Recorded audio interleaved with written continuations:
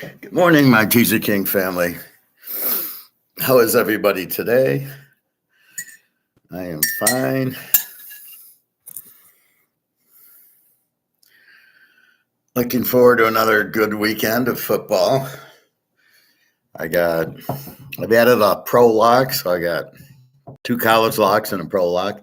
I got 6 teams, I believe 16, maybe 5. I might have 1 and 2. A lot of good picks. Free pick, USC over with San Diego Chargers. It's funny with the Chargers. The spread started at 1.5, and I quickly jumped on them, figuring the spread would go San Diego minus 1.5. I don't see an injury. Justin Herbert left a finger on his left hand. Who cares? Goes with his right. They'll tape it up. Hey, Nick. Good morning. Good luck to you. So I was surprised that San Diego is now a 3-point dog. I would have thought that would have went San Diego minus 2 or 3. My line's San Diego minus 3. This is the problem with popular. People think that Detroit's actually good. But this is the whole problem with people. They don't really know what they're looking at or what's important or what isn't. And everybody's saying how good the Lions are, which they're not. They're good against bad teams, which they don't have here. We saw what Seattle did, and we saw what Baltimore did. And everybody wants to look at the Green Bay and the Oakland game and the Atlanta game, all these teams with the weak quarterbacks, and they want to say, oh, look how good they are. Well, you've got to understand to differentiate between the good teams and the bad teams. And the way the league is now, there's so many bad teams that a team can look good against bad teams, but not look good against good teams. And this is what we have here is a perfect case of people who don't understand, but they listen. And you'll get this all the time. This is the sheep theory, right? Somebody says, but go buy a Microsoft stock, and everybody runs and buys it. They don't know why. They're all trying to make money, and they just, well, Joe said it was a good, so I'm going to bet it. Oh, the barber said it was good. You know, I was getting my hair cut, and they said take Microsoft. And on and on and on it goes. But only the thinker who digs in and goes, why? Right? So what you should do is ask yourself why. And then you'll be far better off. All right. Let's get to college football. It is 10:20. And the game start at noon. Hello. So I checked injuries just before. Let's go through the line because it's 7:20 in Vegas, and the line would not have changed too early. I think it changes by 7. They probably do it. So keep remembering we're a couple hours ahead. All right, let's quickly look at last night's action. I believe the SMU, it did go over 45-21. And Stone did play, and you can see the difference. The over-under was 65. They score 66. Stone plays. They put up 45. Holding North Texas at 21 is pretty good. See, you had a 16 defense in SMU. They held North Texas to 21. You have a 37 defense in North Texas. SMU scores 45. So it came out pretty good. The over hits 66. Vegas wins 34-14. They've been playing very good ball. That went down to 3. So spread's 5.5. Line drops to 3. Money's going on in Wyoming. They must know something. I'm a sheep. I'm part of the crowd. I'll bet Wyoming also. And guess what? You lost. I like Vegas. I didn't bet it, but I liked it. As you would have heard yesterday. And basically, they're playing very, very good ball. And Wyoming's not as good on the road. I'm kind of surprised Vegas. They were both 25 defenses. How they held them to 14. Wyoming's a pretty good quarterback, but Vegas is an over team, and they scored the 34 points. I had over 49 and Vegas, and I hit both 40. So it was a 48-point game. So maybe that's good news for our games today that I'm hitting my over-unders right now. So again, our free pick is USC, Oregon over. The thought is we know Oregon. We know they're going to score 50 points. USC has no defense. Not a problem. The question is today is USC scoring. And I looked at two games, Washington, Oregon, Washington State, Oregon. And Washington State put up 35 points. Ward had a good game, the last good game he's had. And Washington, we know, won 36-33. So as good as Oregon's defense is, we can see you can beat it. In USC, I look at as Washington State. They don't have the defense of Washington, but they're like a Washington State. And so I feel, look, Bo Nix at home against this defense, 60 points. I need 14 from USC. That gives you 74. The over-under is like 76 right now or something. I gave it out at 73.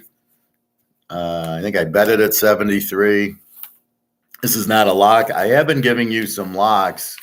Like last week, Kansas was a lock, and they won as the dog, which is what my lock should do. And this is not a lock, USC, but definitely breaking it down. USC should. They're probably scoring the 30s here. I feel Oregon has the Georgia defensive coordinator is bringing in the Georgia defense. And they're close to it. They killed Colorado. They killed somebody else. But then in the Washington game, they let them score at the end, which Georgia would never do. They didn't put pressure on the quarterback. So I think they're close. Because some of their games, they just dominate defensively, but then against the really strong offenses, they're still struggling. Washington State, I don't think they played Oregon State yet. No, that'd be the last game, Oregon State. They killed Utah, but Utah doesn't have an offense. And I don't know if they played UCLA, but the two with the good offenses, Washington State, they scored on them.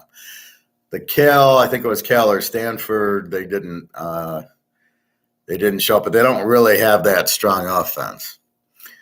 All right, so again, lesson learned, just because the line moves, as in the Vegas case, doesn't necessarily mean you want to go with Wyoming. I like Vegas. The line went down, but it's just like San Diego. I like San Diego, right? I'm getting 1.5 on hysterical. I got San Diego -7 is my line. So they got 1.5, and I hurry it. And now the goes to 3. Did I bet Detroit? No, I bet more San Diego. I got San Diego in 2 teasers with 1.5, and now that it's at 3, I put them in another teaser. It's sort of like if I find another game, I go, oh, okay, I'll put it with San Diego. I mean, that's my bailout if I need a second team. That's the hard part about teasers. I'll find another game, and then I want to put it with, who do I put it with? It's always the hard part because you need them both to win the bet, but I have so many picks that I don't know who to put it with. All right, let's go. Alabama, 10.5, 46.5.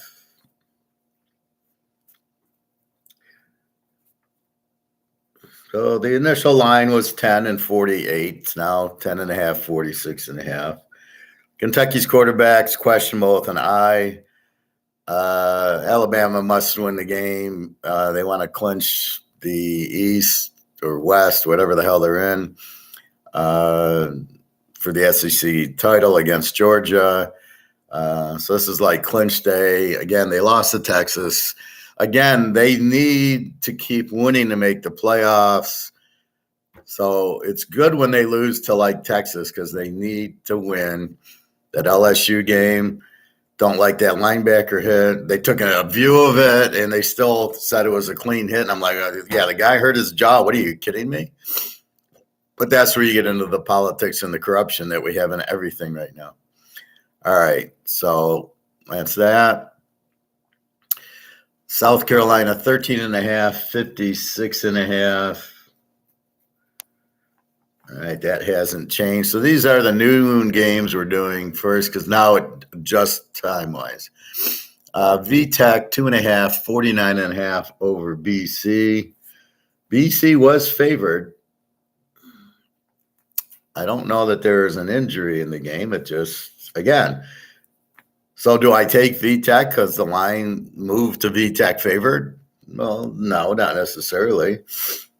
Both teams are even. VTech 24 defense, BC 26 defense.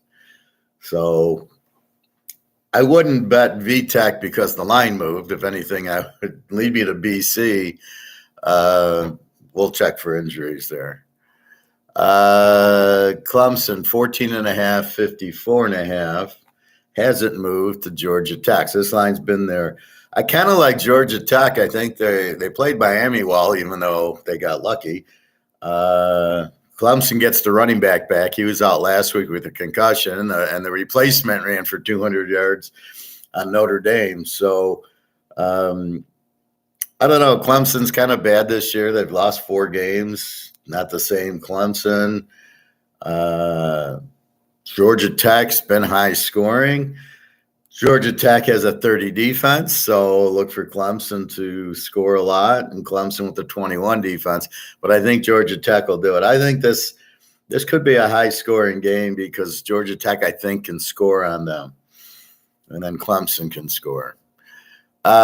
Michigan. This was 4.5 back to 5.5. This is 4.5 this morning. So we're back to 5.5. Michigan laying 5.5 and 44.5. Down from 44.5 to 45.5 to 44.5. Now, the thing I look at in this game, you got 2 A teams.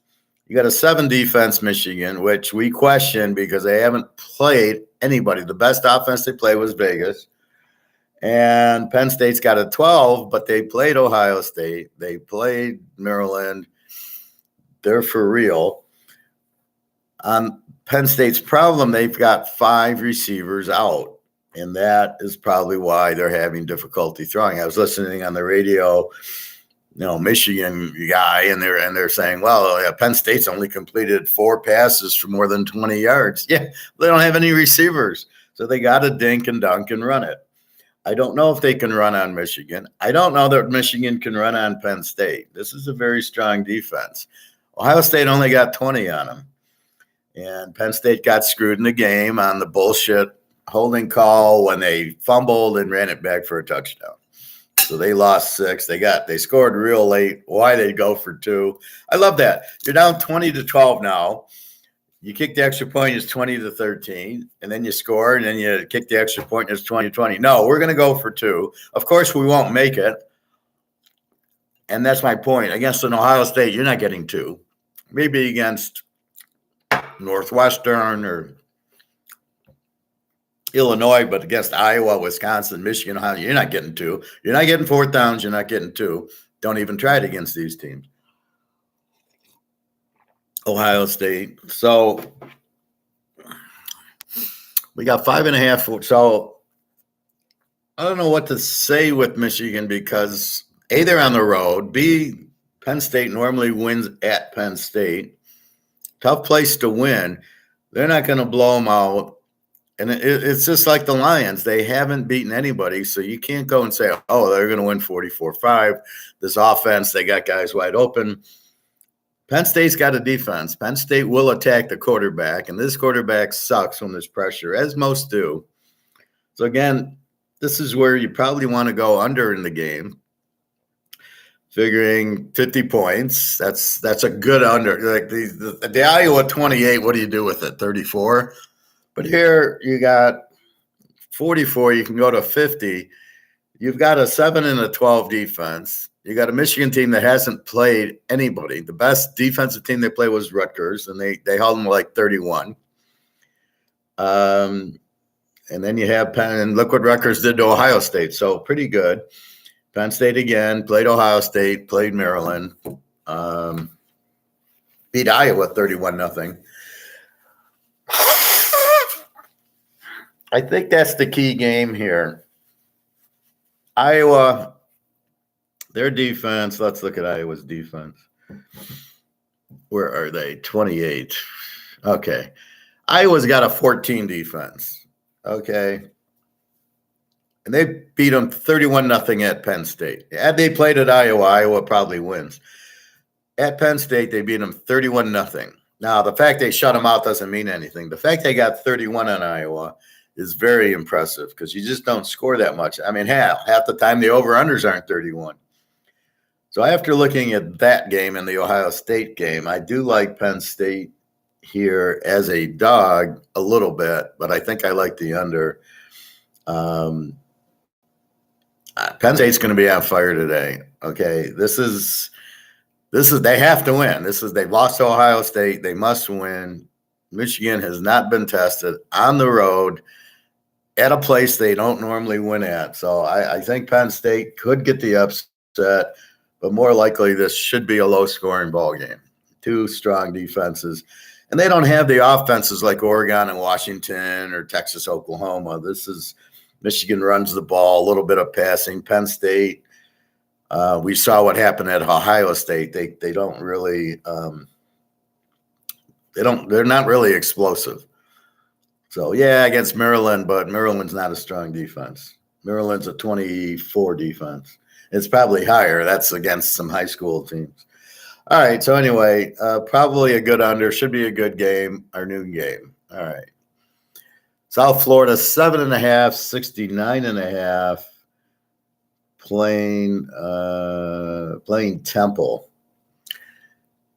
So this is a game you could maybe play South Florida there next. 7.5, 69.5. This, I don't know that it becomes this high scoring. Temple with the 36 defense. South Florida with the 37 defense. I don't know that Temple is going to put up enough points to get to 69.5. But this is what you like if you want to bet against Temple. Weak defense, a good offense like South Florida should be able to score a lot on them, and then Temple won't be able to. In the Navy game, Navy couldn't score that much, so Temple could jump on them, and then Navy couldn't do anything. I think Temple took the lead. What can Navy do? South Florida can do something. So this is a game. This is the matchup you want against the Z team, a very explosive over team like South Florida. Temple won't hurt their 37 defense too much, and you'll take advantage of Temple's 36, and it's South Florida. It's like, okay, we can make the bowl if we win this game. So South Florida's energized. So here's why I would take South Florida. Kansas, Texas Tech. Kansas 3.5, 62.5. Up from 60. Kansas has been playing outstanding. They did lose to Oak State, and then they beat Oklahoma, and then they won last week as our lock against Iowa State with a really good defense.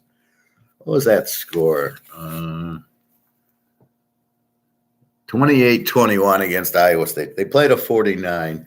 Texas Tech, we know, is pretty explosive. They got their backup quarterback, but he is playing. The one game they played bad, they had the third-string quarterback in, but the backup, Morton, is playing. They're pretty explosive. Kansas, we know, over team, 27 defense, and Tech's a 26 defense. I think you'll get a lot of points. You see the 60 goes to 62, but it makes sense. You got explosive Kansas at home who just beat Oklahoma, right? They played Oklahoma 72, and then they played Iowa State, which you would expect a 49. It's funny, the 1 week I lock Iowa State, they go over, and after that, every other game's been back to under. Funny how that works, right? So Kansas here, I think they win, and I think it's a high-scoring game. Just Kansas, very unstoppable. Good running, good passing. I like the quarterback Bean. Funny, I like him better than the starter. The starter's out with the starter keeps running, getting hurt, and Bean keeps going, and Bean just lights it up. And you're like, why isn't Bean the starter? But I like when he's there. It's a better team. He's a better thrower. Indiana, Illinois. Illinois 4.5, 44.5. Oh, this was 7. Wow. 4.5, 44. See, the number didn't change. The total's still 44, but why would the 7 go down to 4.5? That's really strange. Both teams are 28 defensively. Indiana beat Wisconsin last week. Illinois, a lot of injury problems. This is a tough game. Maybe Indiana 10.5. Maybe you take the dog. Hard to say. Tulane 23.5, 53.5. Where are you, Tulane?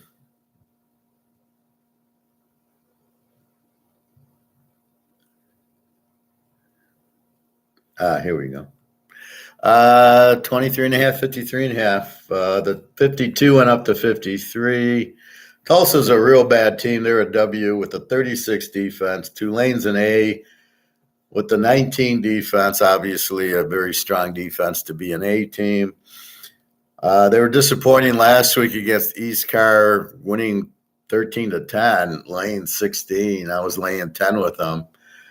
But I think they get better at home. East Carr's got a 26 defense, but here Tulsa's got a 36. So I imagine that they'll get better at home.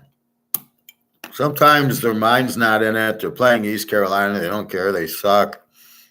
And they don't play well. And usually that's a green light for this week when they're going to say, okay, yeah, we played like shit against East Carr. Now we're at home playing a team that can't stop a high school team. Tulsa gives up 36. Like Tulane to roll today.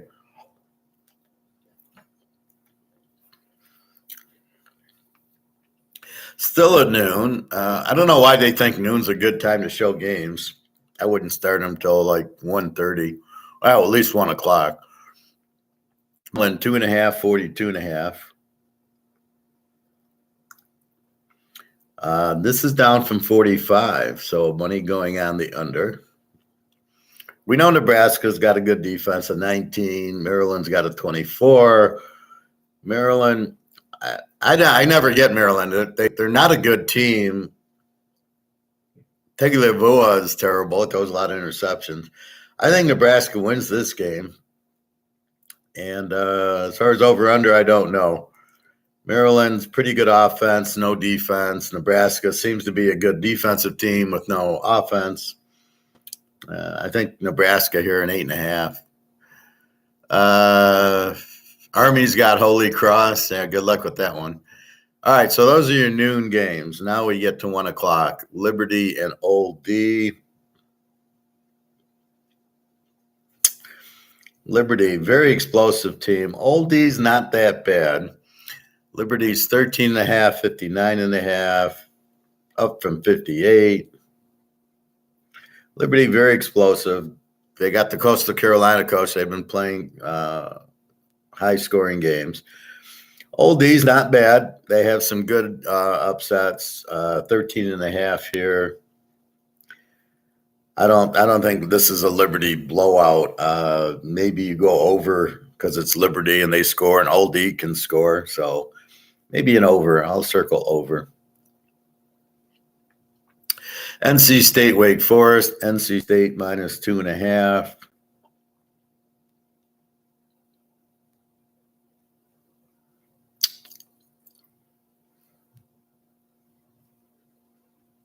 Let's see if we can find them. Okay. NC State 2.5, 42.5, down from 44. Both teams are pretty much defensive, low-scoring teams. NC State, I think they had an upset of who did they beat? They upset somebody. I don't remember, but They're both North Carolina, so I think this is a home dog here. I'm not really paying too much attention to this one, but James Madison, 24-48 against Connecticut. This should be a blowout.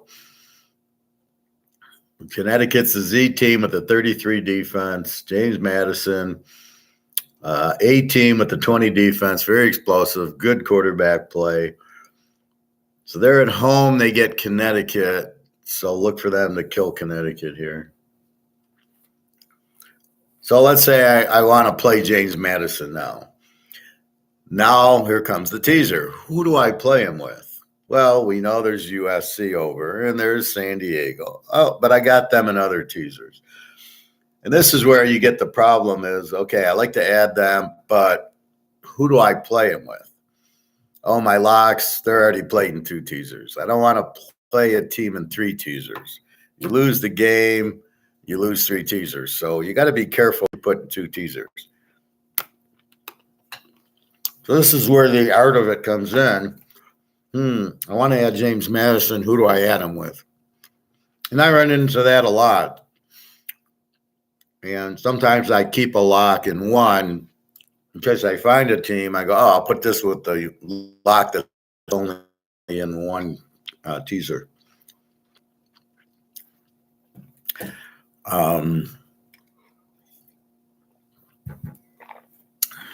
But this will definitely be a blowout here, James Madison. Memphis, 10.5, 51.5, up from 9.5, and 51. Memphis, Charlotte, Memphis, the over team, really good team. A 28 defense, so they're an over team. Charlotte's a W team. They don't score a lot. 24 defense, which isn't bad. They're more probably an under team, but the 24 defense. Only laying 10.5. I think Memphis should be good here. Good offense, good quarterback in Hennigan. 51's hard to play because you're not going to get points from Charlotte. So either 2 things happen. Memphis lights it up, and Charlotte keeps up, and you go over, or Charlotte doesn't get you enough to go over. That means Memphis is going to win because, let's say it's 30-10. Well, you don't get enough points to go over, but then they win by the 4.5. So again, I like Memphis here. I think this is the time of year you start getting these teams to come in here. App State, Georgia State. Georgia State minus 2.5 and 62. This number is up from 60. I mean, this is definitely an over game. You got 2 over teams, and App State at 2.5. Did I play it right? Should be over.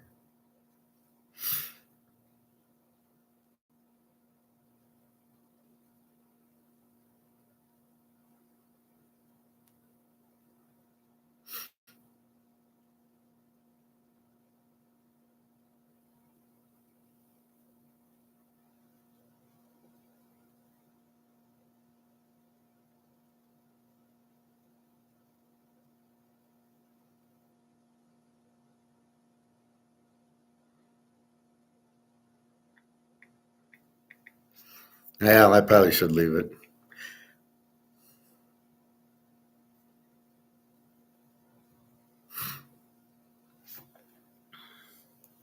This is a good over. Whoops.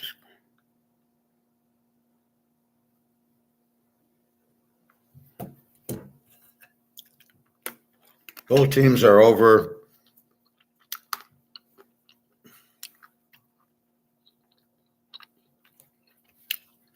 App State's a strong dog in this. App State 28 defense, Georgia State 27. Very good quarterback for App State. Like App State and the over in the game. This is what you're looking for, 2 over teams playing.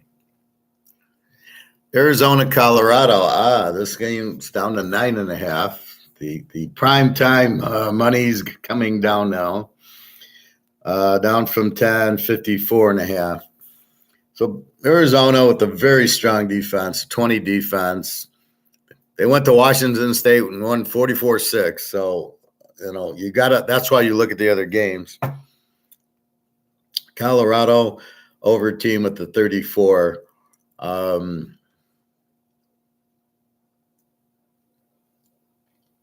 So they're going to struggle against Arizona. What we've noticed, they go to Oregon, they get 6. They play UCLA, they get 10 or 12.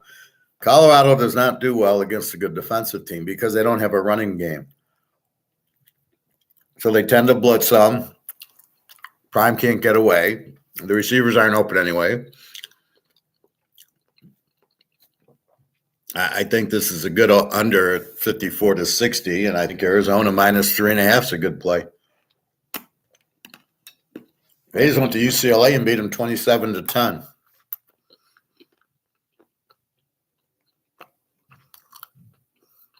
I got to change this.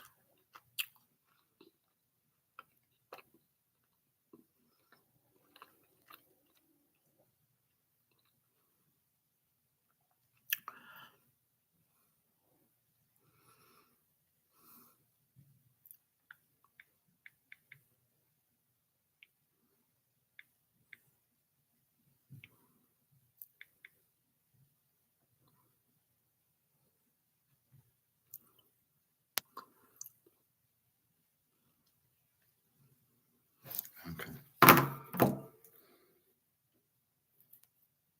So I'm not like your normal handicapper. They'll put a game down for Wednesday and they'll say, here it is. And that's it. And you never hear from them. I'll put in games now. I won't put in the noon games now, but I'll put in like a night game. And I say, that's a good bet. We're here to make money. Here's the bet. Okay.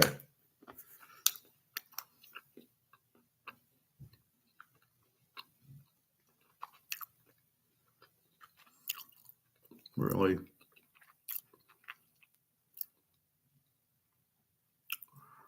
All right, so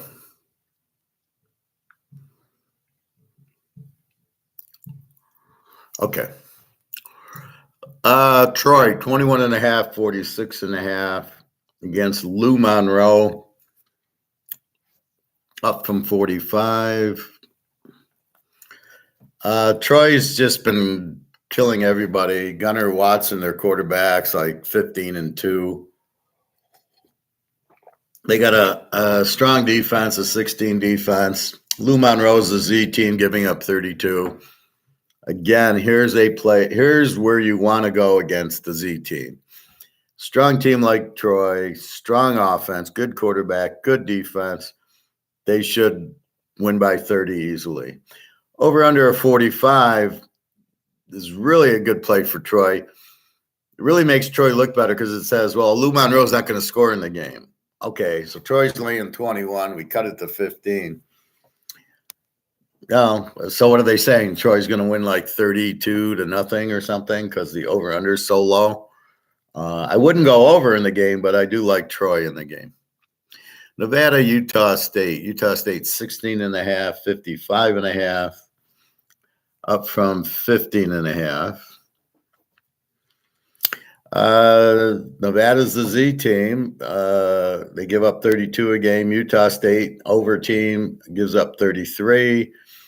I don't know. Nevada's been strange. They shut out like San Diego State like 6-0, and then Hawaii beat them by 20 last week. So I don't know what you get here. I like Utah State. They score a lot. Again, we've got an explosive team going against the Z team, which means they have no defense. So again, I like Utah State here. We're going to kill the Z teams today. LTEC 7.5, 49.5. There we go. Against Sam Houston, guy named Sam Houston, named a college after himself. Sam Houston's is a W team. They give up 26. LTEC, Backenmeyer, the quarterback from Boise, we don't like. They're an over team. They give up 30. I don't like the game. I wouldn't lay 1.5. Maybe I go over in the game, but Sam Houston doesn't really score a lot. So it's a real to project the game. So what we're doing is trying to project the outcome, right? So we look at factors. We say, okay, this is, we think James Madison will blow out Connecticut because they're a Z team, and James Madison's a very strong team. So we project they're going to win. When I get to a game like this, I can't project it because Sam Houston is so unknown. I don't know what I'm getting. It's like Nevada. I don't know what I'm getting, so I can't project it. I don't have enough information. And I think that's what hurts us in the pros. Well, it didn't hurt me, but I think in the pros, you have so many bad quarterbacks, it's extremely difficult to project. I think Love sucks. But what do? You got O'Connell now. How do you project what O'Connell's going to do? And all you can really do is look what he did in college. And you go, oh, okay, this is what he did in college. I want to send Daria a picture.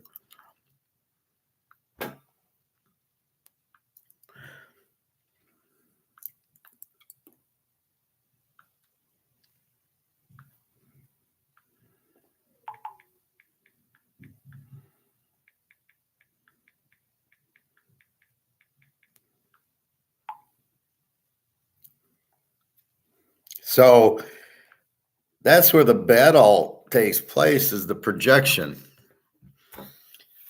And so that's why the NFL is really tough, because of all the new quarterbacks and the new coaches.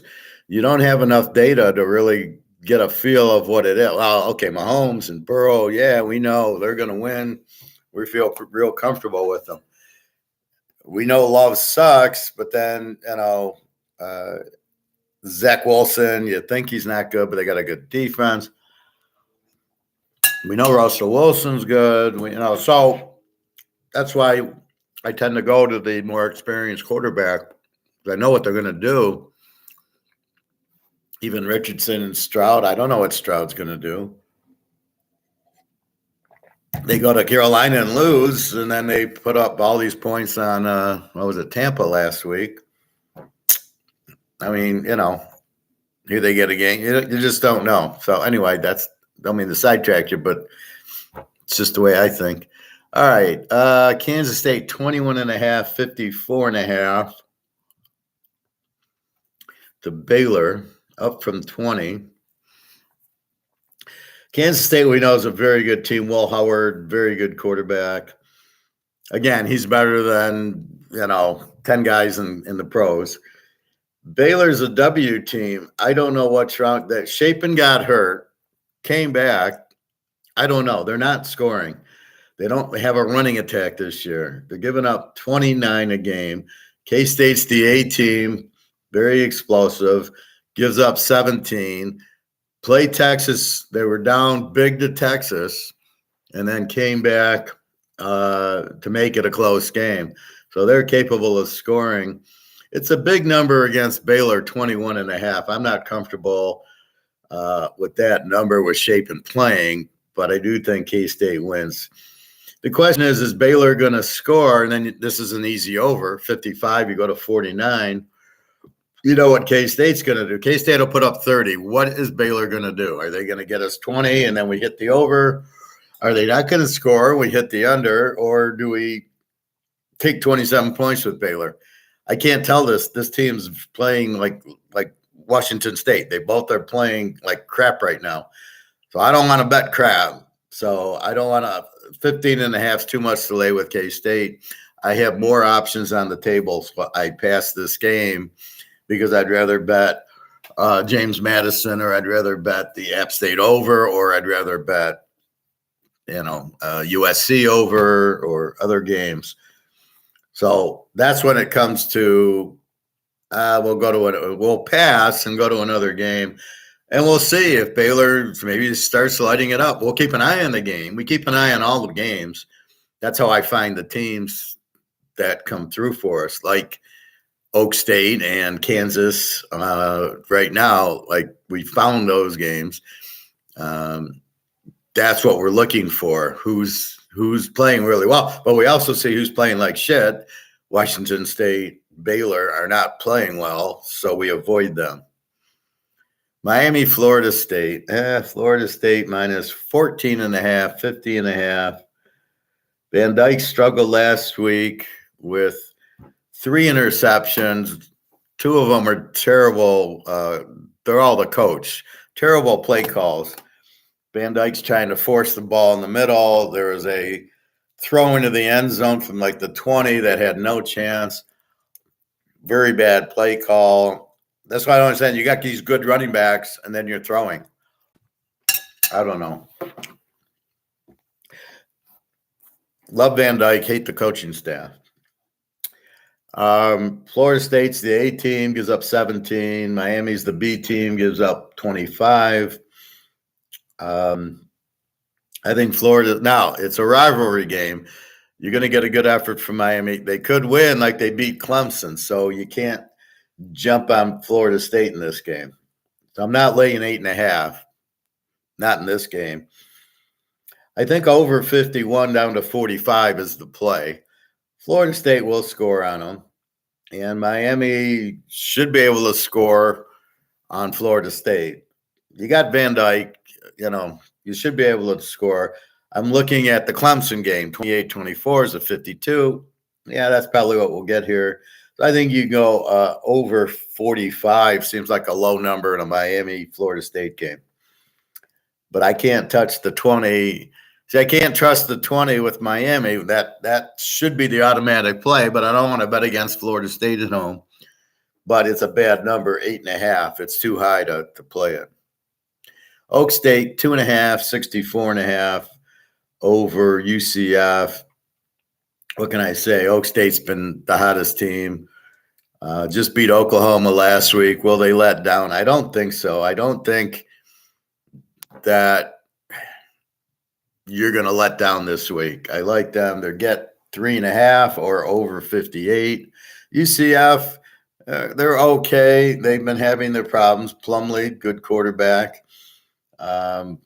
I love Oak State's running back, as I've said, Ali Davis or Ali somebody. Very, very gifted running back. Like I said, he's like Jim Brown. Very strong, but very fast. Look for him to get 3 touchdowns today.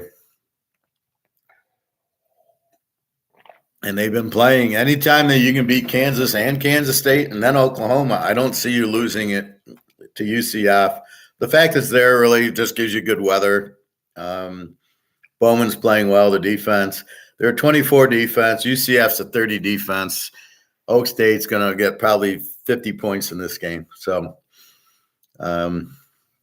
either way there, this should be a good high-scoring game. Minnesota, Purdue. Minnesota, 1.5. Purdue was 1.5. So Minnesota was 1.5. Then Purdue's 1.5. Now Minnesota's 1.5. What the fuck's going on here? 47.5 from 46.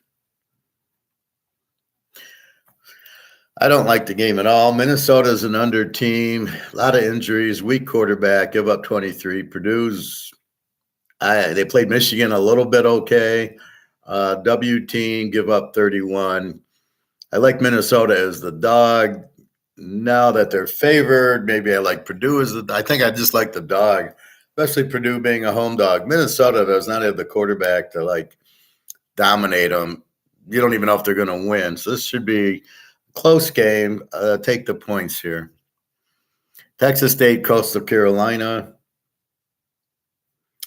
We've got Texas State 2.5, 57.5. Coastal Carolina, both quarterbacks are out. Hey, Greg and John. Both quarterbacks are out. So McCall's out, and then the backup, I think, is out. Texas State, explosive team, give up 28. Coastal Carolina is the B team that gives up 21. But without the quarterback, they shouldn't score much. I like Texas State here with both quarterbacks out. Wisconsin, 11.5, 42.5.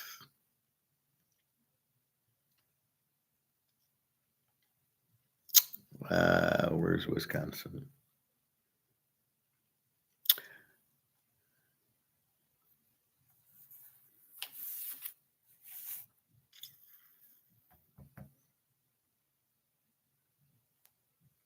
Here they are.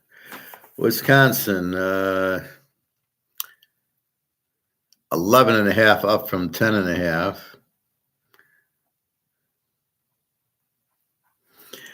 Northwestern and under team. The quarterback, I think, he's been questionable, Bryant. Wisconsin's terrible. I mean, their whole team, the quarterback's out. 20 guys are out. They have just incredibly bad injury problems. They've had them last year. They were incredibly bad also. 11.5. That's because Northwestern's quarterback's out or doubtful. So what's the backup look like? I think you go under. If he's out, I think you go under. So let's take a look at the injury right now.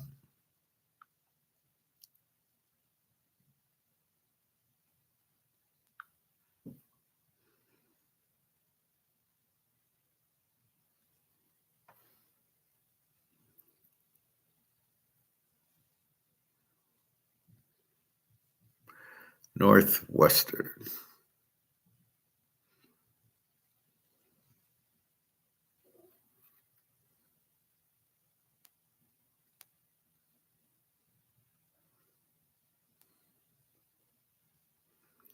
It says questionable with upper body.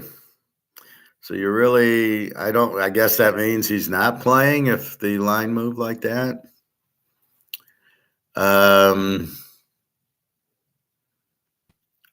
So I don't know what you do here. Maybe he's out. Then maybe it's an under because Wisconsin's quarterback's out. They're going to run, and then maybe Northwestern's backup can't complete a pass. But he's been out a few weeks, Northwestern, this Bryant.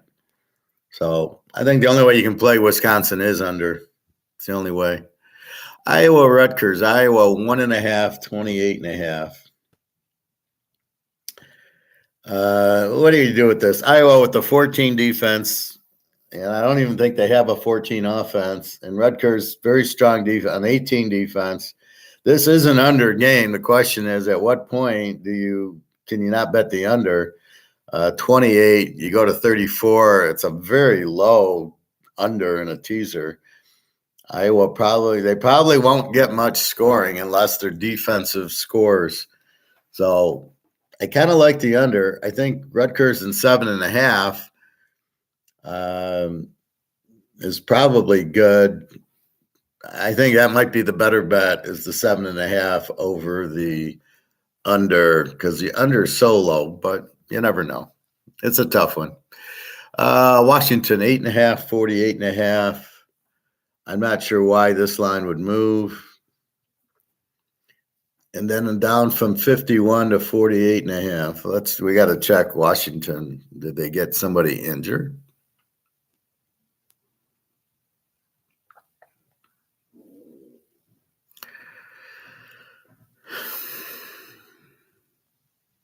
And again, I'm in covers looking at, I just refreshed it, so I should be getting today's injuries, but when do they report them? Are we getting the latest? This I don't know. All I know is this is the latest I can find. Washington. No, nothing. A wide receiver questionable, and then 2 guys from August, so nothing new. Utah, I don't think we're going to see Cam Rising listed. Nothing. Tight end out. Rising out. Out. You know, the same cast of characters. I don't know why this line would go down. I like Washington at 8.5 down to 2.5 all day. 48.5. I'd be a little leery about 48.5 under because Washington might. I think Washington wins by 30 points. Utah, it's a good defense, but you know they handled Oregon, who has a very good defense too, like Utah. So I think Washington puts up in the 30s, and I don't see how Utah keeps up. Maybe they get 17, so 30, 35, 17 somewhere. So maybe you can get an under, but I think Washington minus 2.5 is the play here.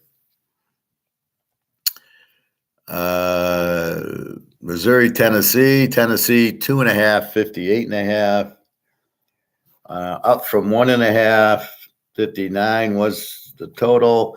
I like Missouri here as a home dog. They're a very good team. Tennessee's a very good team. I would have played the dog in the game.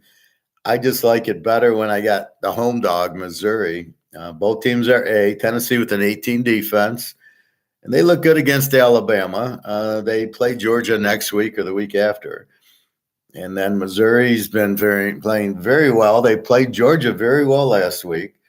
24 defense. So I think this is over, and I think I like Missouri as the home dog. New Mexico State, Western Kentucky 4.5 and 54.5, down from 57. Western Kentucky's over team, gives up 28. New Mexico State's a B team, gives up 20. I like New Mexico State in the 10.5. They've been strong all year. Western Kentucky's a good over team, but I think this game's a close game. Pitt and Syracuse. Pitt 3, 37.5. I don't know why Pitt's favored in Syracuse. The quarterback's a little banged up for Syracuse, but I think he's playing. Pitt's terrible. This line hasn't moved. 37. If I have to play the game, I'm taking Syracuse in 9 as a home dog because I don't know that Pitt is good enough to go on the road and win. UAB and the Navy. UAB 2.5, 54. The line hasn't moved. UAB is the better team here. UAB with the 38 defense, they're an over team. Navy an under team with the 23. I think UAB can score enough. They got a good quarterback, good offense. Navy's been struggling, so I think plus 3.5 UAB. Florida International, Middle Tennessee. We've got Middle Tennessee 10.5, 52.5.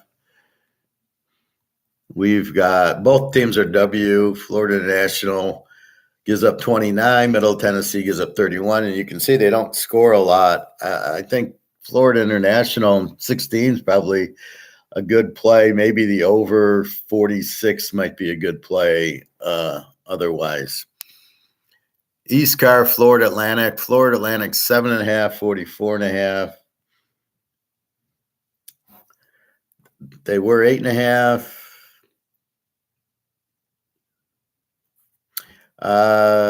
East Carolina's an under team, gives up 25.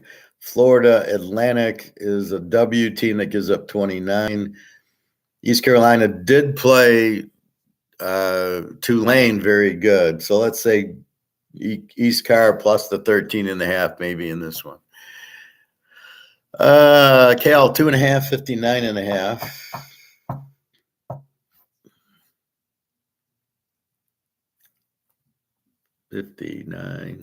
Guess Washington State. Both teams are over teams, except for Washington State isn't scoring lately. They give up 29. Cal is very explosive, gives up 37. What should be an over game, you can't play because Washington State isn't showing up to play. They lost to Stanford 10-7. They lost to Washington State 44-6. So they scored a 6 and they scored a 7.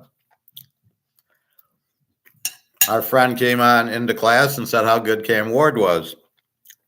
He hasn't been back, I don't think.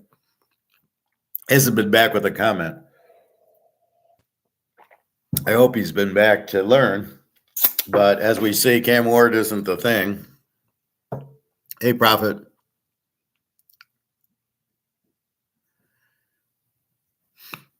Well, I don't know. I haven't heard what happened. What, is he suspended today or what?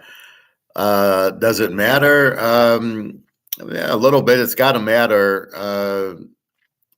When your coach isn't there, it's got to affect the team a little bit.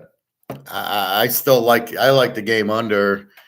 I think Penn State gives them all they can. I don't know if it's enough to win, but I think Penn State should keep it close, but we don't know because we don't even know who Michigan is. He's out the rest of the regular season. See, this smells like an Ohio State plot here because why? This is not a serious issue here. This reminds me of Spygate with Brady, right? I mean, it's the same thing.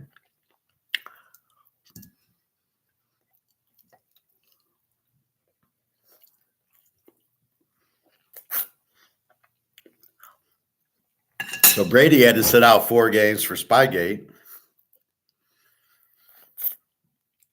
Now you got the same thing, and Harbaugh, not the quarterback, is sitting out, 3 or 4 games? This smells like Ohio State doing this. Even though the fact was TCU knew about this last year, and when they played them in the playoff game, they knew Michigan was looking, so they did what I did at poker. I gave fake tells out. They gave the sign, but they reversed it. So it's sort of like baseball. If the runner's on second, he can see the signs. That's not illegal. That's part of the game. So what they do is they hold up a 1 or a 2 saying, well, it's the switch signs or don't switch the signs. I mean, you can't be this stupid. If you're sending a sign, somebody's looking. Why do you think the coach sits there with his, and he's doing this? Because he knows they're trying to read the signs. So if you are stupid enough to send signs out and not change them and not realize somebody's taking them, you're fucking idiots. Why Michigan's stealing them is even stupider because what signs are you even stealing? Are they real or are they fake? If I know somebody, if I hang up a sign like this and I go, okay, this means a long pass and this means a short pass. If I'm that stupid, how many times am I going to put the real tell versus the fake tell like in poker? I've had full houses and I'll get nervous and I'll accidentally, mess up my chips, and I got a full house and I'm doing it on purpose. So the guy calls and then I show over my full house. And then he realizes that I did a fake tell. If you're this stupid, you probably shouldn't be coaching. Hey, Bobby Bo. Remember, Michigan started this season without Harbaugh for the first 3 games, and it really had no effect. Well, I mean, I don't know. I'd have to think Penn State will have 2 sets of signals today, just like TCU's. And I think they have 2 sets of signals the whole time. So what's up, Bobby Bo? You getting General Chow tonight like me or what? All right, where are we at? So Washington State, Cal. Washington State has not been scoring. Cal, we've already gone through our noon games. Free pick is USC over with San Diego Chargers tomorrow. I got 6 locks I got 3 locks with 6 teams. 2 college locks, that's 4 teams, and then a pro lock I put up there yesterday. I was in the pool and I thought about it and I go, yeah, that should be locked. So I got a good lock tomorrow. But anyway, I don't know. I haven't checked the weather. I look at the lines. If the lines move a lot up and down, then I check the weather. But I don't see a lot of line movements. It's sunny here. I'm not worried about that. But feel free to go on weather.com and check the weather. I mean, I'm the professor. You're the student. So you need to do that kind of stuff. So I think Cal kind of kills him. Cal, good running back and on it. 2.5. Washington State. This should be an over, but Washington State's not scoring. So then I think you can take Cal. Arkansas and Auburn. Arkansas 2.5, 49 to Auburn. Pretty even game here. Auburn, an E team, 22 defense. Arkansas, an E team, 24 defense. Over under a 49. I don't know what to say on it. Two pretty even. Auburn's playing okay. Arkansas isn't killing anybody. Maybe this, I don't know, over, under, hard to say. Maybe Auburn an 8.5, but I don't know. Normally I like Arkansas in this spot, but they just haven't been playing that well. So I'm leaving it alone. South Alabama, 13.5, 54.5 to Arkansas State. South Alabama's quarterback's questionable. Bradley. Arkansas State's the W team, gives up 32. I think South Alabama wins pretty easily. But we got to check the status of the quarterback. The B team, they give up 22. So they should have a field day on Arkansas State's defense. But again, we need Bradley in there. Stanford, Oregon State. Oregon State, 21.5.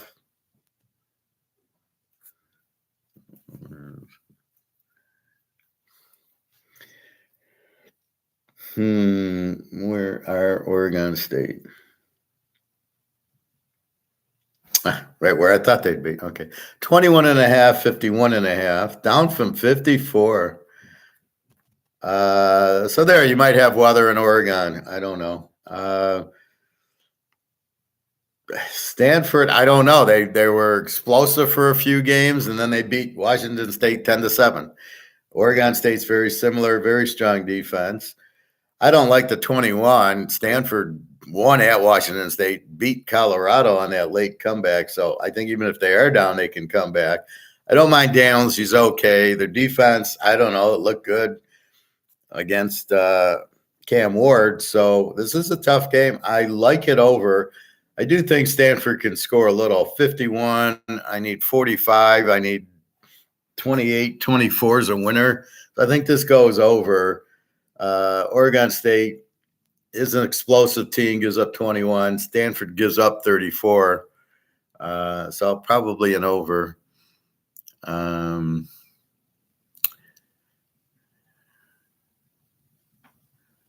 Hey, Alex, how are you today?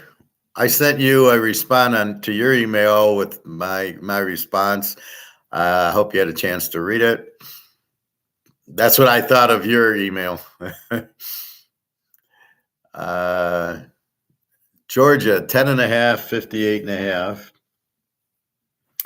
58.5. Against Ole Miss. Ole Miss is an A team, giving up 23. Georgia, we know, is the best team, giving up 15. I like Georgia here at 10.5, down to 4.5. Georgia at home hasn't lost in 10 years. Ole Miss showed their true colors when they lost to Alabama 24-10. They couldn't move the ball on Alabama. Well, what are they going to do against Georgia? So Ole Miss looks good here, and they look good there, and they beat LSU. But when they get in against an Alabama or a Georgia defense, they're an offensive team. Jackson Dart, okay, but Georgia needs the game. They're not going to, at home. I don't see Ole Miss. They don't have the defense to beat Georgia. Right now, I think the only teams that can beat Georgia are Oregon and Washington, and maybe Texas. And Texas's quarterback is back today. Urs is back. I was shocked, but he's playing. He's out there. So that's it. Maybe I don't think Michigan can beat them. Maybe Ohio State, but they don't really have the offense. So it takes maybe Florida State with the defense can beat Georgia, but very slim pickings that can actually beat them, especially maybe on a neutral field, but not at Georgia. They're not losing to Mississippi. They're going to run it down their throat in their defense. So look for Georgia minus only 4.5. Bobby, yeah, I have a big money line bet that absolutely can't lose today. Are you at them? Do I want to hear money lines? Bobby Bo, haven't you learned anything? You're betting money lines, which even if you win, let's put it this way. A money line bet is like betting the stock market. Even if you win, it's paper. So what you're winning is worthless. Money line, the problem is your odds are terribly bad. Even if you play a 3-team money line, your odds are 3-1, 4-1. They're not. They should be 10-1. So good luck. I hope you win it. But let me see. You got LSU, Alabama, Georgia, Oklahoma. What do you got in the money line, Bobby Bo? Georgia Southern 1.5, 56.5. Georgia Southern. We're on the other page. 1.5 down from 2.5, and 58 down to 57. Georgia Southern, a good team. Marshall's a bad team. Marshall's a W.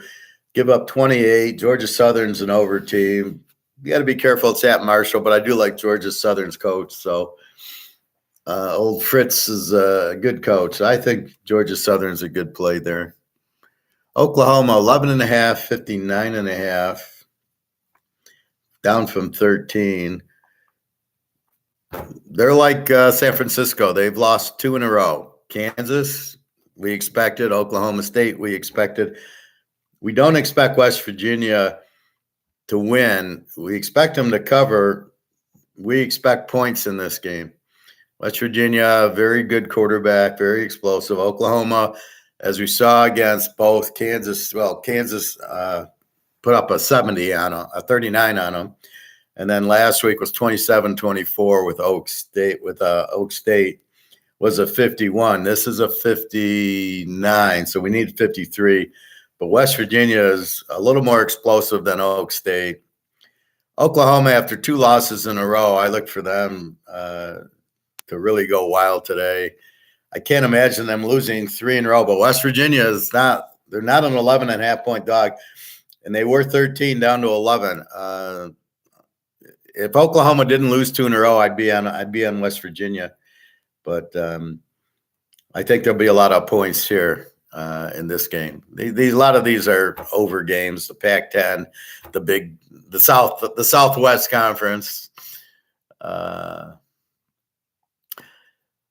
Alex, I like money line bets sometimes too. Teasers are great, but you have to win 2 games. Well, Bobby's got. In his money line bet, he's got to win. He's not playing a one-teamer, right? And like I said, the problem is the odds. But who are you going to play in a money line? What are you going to play? Georgia money line to Missouri or Oklahoma? I don't know if I'd take Oklahoma in a money line with West Virginia. I could see taking. I'd say Cal on a money line with Washington State, but you might as well just tease them to plus 3.5. Who's that? Okay, Florida State, I could see money lining to Miami because even if the game gets close at the end, Miami won't take a knee. So that game I could see money line because that is a high number in a rivalry game. But otherwise, I don't like the money lines because the odds aren't right. Houston, 2.5, 53.5, down from 55 against Cincinnati. Cincinnati's been a weak team this year. They're an E team. They give up 28. Houston's an over team, except for last week. They've been kind of mysterious. Sometimes they play a high-scoring game. Sometimes they don't. I think Houston, I think this goes over. It's only a 54. I think you can go over 48 here with this game. Colorado State, 3.5, 46.5, down from 45.5 against San Diego State. Colorado State, I don't like their quarterback. He's not really strong. They are an over team somehow, but they give up 32. San Diego State's terrible this year. Give up 28. I think Colorado State at home wins, but not by a lot. They're not a strong team. Bobby Bo, Florida State, okay. Bama, okay. Georgia, okay. And Texas, okay. Okay. First of all, Bama, Georgia, and Texas should be in a 3-team teaser, not in a money line. FSU may be in the money line. But I could easily give you a 4-team teaser with Bama, Georgia, Texas, and add Oak State in it. I mean, that's an easy winner there. Yeah. But what's your odds? Are you going to win anything? Bet 100. What do you win? 110? Because Texas is 12, Bama and Georgia are 10.5, Florida State's 14. They're going to win any money. He has a money line parlay. Yeah, well, that's how Bobby does. Where's LSU? Your quarterback's playing. I can't believe you don't have LSU. LSU is 13.5 over Florida, and the quarterback's playing. Oh, my God. Well, okay, you've been burned by 3 points. What does that mean, by 3 points? You like Miami today. I don't know. I like Van Dyke. I just think Florida State's very strong at home. Yes, it's a rivalry game. I don't know. If I were you, I'd play Kansas. I love teasers, but more for dogs or overs. There's nothing wrong with playing favorites and teasers. They win too. They count. Well, we had Philadelphia, over Dallas. Well, we had the over last week, but the favorites win in teasers just as like the dogs and the overs and the unders. Like today, Michigan, Penn State under in the teaser was 50. What's it, 52? It was 46. I got under 52 in Michigan, Penn State. I have no problem with that. I want the extra 6, but I don't think I'll need it. I just don't think you're getting money line odds. I bet LSU hard in 2 weeks when I enter Baton Rouge. Yeah, but you're missing them today with Florida's not that good. They don't have the defense. Daniels is playing off the loss to Alabama. Florida's not the team. I was thinking about taking it over, but I don't know if I'm going to get help from Florida, even though LSU's defense sucks. But where's the USC over with Oregon? They'll be at 60 at halftime. All right. UTSA 13.5, 55.5. We got our boy Frank Harris. 15 and 13.5, 55, down from 14 and 55. I don't think the Rice's quarterback's playing. Otherwise, this would be an easy over, unfortunately. Daniels, I looked, was questionable. This is weird because the line went from 14.5 to 13.5, but the total went from 59 to 55. So I think the quarterback's out, which then I like UTSA, but we don't know the backup Rice quarterback, so I'm leaving that alone unless you know it, Alex. This is definitely I don't want to fuck with Frank Harris here. LSU 14.5, 67.5. Up from 13.5. 63 went to 67 because Daniels is playing for LSU, which doesn't surprise me. I was waiting to hear. He is playing. Brian Kelly filed charges about the hit, and they ignored him because Alabama runs everything. And they said, no, it wasn't targeting. It was clearly targeting. Hit him in the fucking helmet in the chin. I thought he broke his chin. I didn't think he got a concussion on the play. But that was a terrible no call. I'm sorry.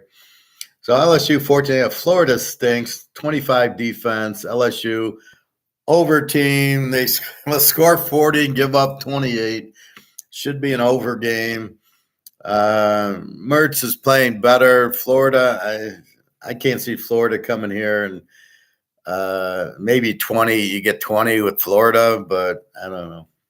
With LSU's defense, I can't lay 8.5, but I think over is the way to go there.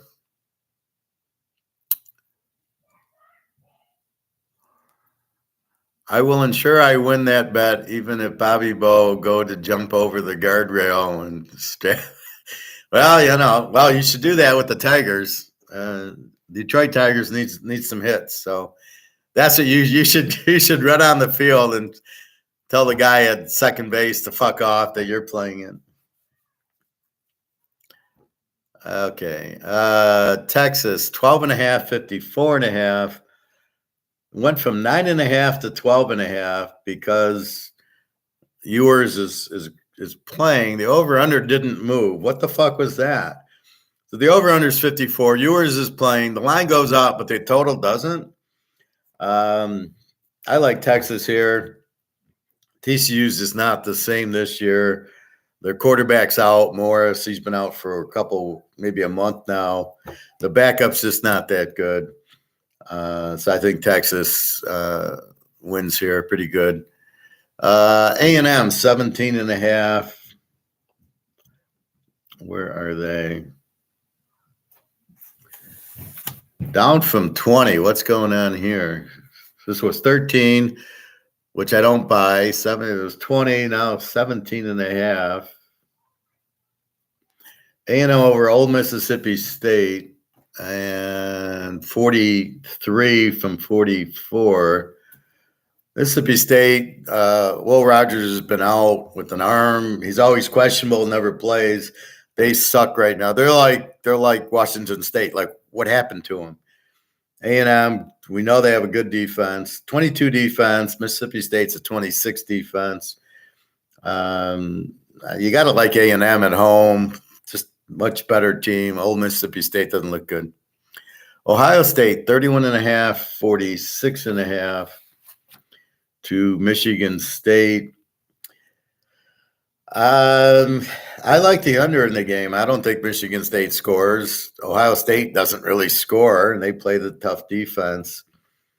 That game, I got fucked on last week, the under, because of the pick six on a 93-yard tip. The ball's tipped by the receiver, goes up in the air. The guy and it has to go 93 yards. It's 9-7 in the third quarter. Rutgers is winning. How the hell does that game go over? It goes over in the last 2 minutes because Rutgers has the ball at their own 20, 4th and 3. Of course, they go for it because they're down 10, I think. And then Ohio State, instead of taking these, they score. And there goes my under in a game that was a no-brainer under. So I don't think Michigan State scores here. They got a freshman quarterback who this is his third game. And Ohio State just doesn't score. Good defense. I don't think State can score in the game. I don't want to lay 31. Now with this offense, Ohio State has no offense. How the hell are you laying 31? So I like the game under. I don't see where you're getting points. Duke and North Carolina. This is a rivalry game like the Florida State-Miami game, like the Michigan-Ohio State game. I'll never forget, I was in high school. My accounting teacher was from North Carolina, and we're talking football. And what else would I talk about in accounting class, right? And she says, oh, this week, we're talking Ohio State, Michigan. She said, oh, but the Duke, North Carolina, it's the same big rivalry. And I've kept that in my head since high school, that this is a rivalry game like Miami, Florida State. You wouldn't know it because there's North Carolina State, Duke, and Wake Forest. They're all like real close to North Carolina. So North Carolina is laying 12.5 from 13.5. You don't have Riley Leonard. He's out with a toe. And 51. I could only play it under with this Duke defense. Duke with the 15 defense, North Carolina 23. I see them keeping the score down, and they won't be able to do much because they don't have a quarterback. So I think this would be an under.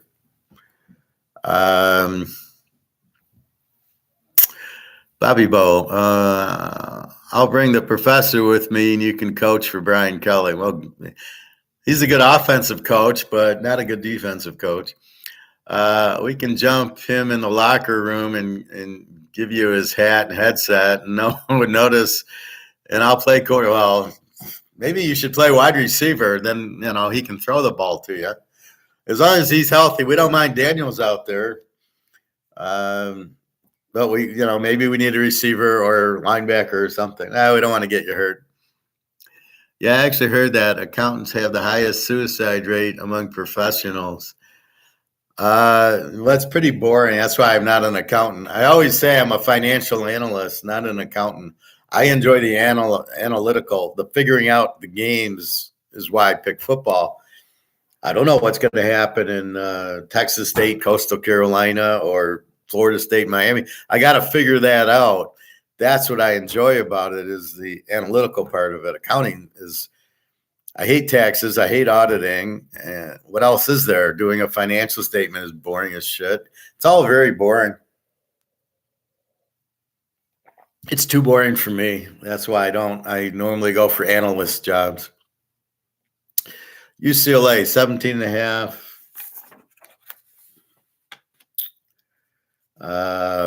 45 to Arizona State. I think they get their quarterback back, Dante Moore. UCLA is a B team with a very strong defense, 16. Arizona State's a W, gives up 30. You got to I like the under in the game. Arizona State's been playing better, but I think UCLA's defense is just too dominant. They just won't. It'll be a low scoring game. Boise, 27 and a half, up from 24 and a half. 59 and a half, 60. Against New Mexico, they're both over teams. Mexico's a terrible defense, 35. Boise, 29 defense. I like the game over 60, over 54. You got two over teams. Yeah. Iowa State, BYU. Iowa State, 8.5.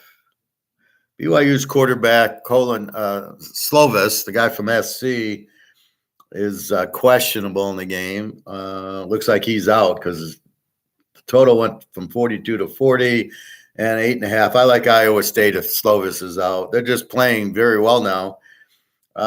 Probably the under if he's out too, because we know how Iowa State is.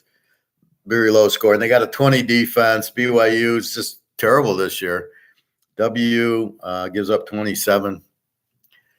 Here's our game, USC. Jesus Christ. Oregon is now 15 and a half from 45. This sucker, I gave it to you at 73, is now 77 and a half. Somebody's talking.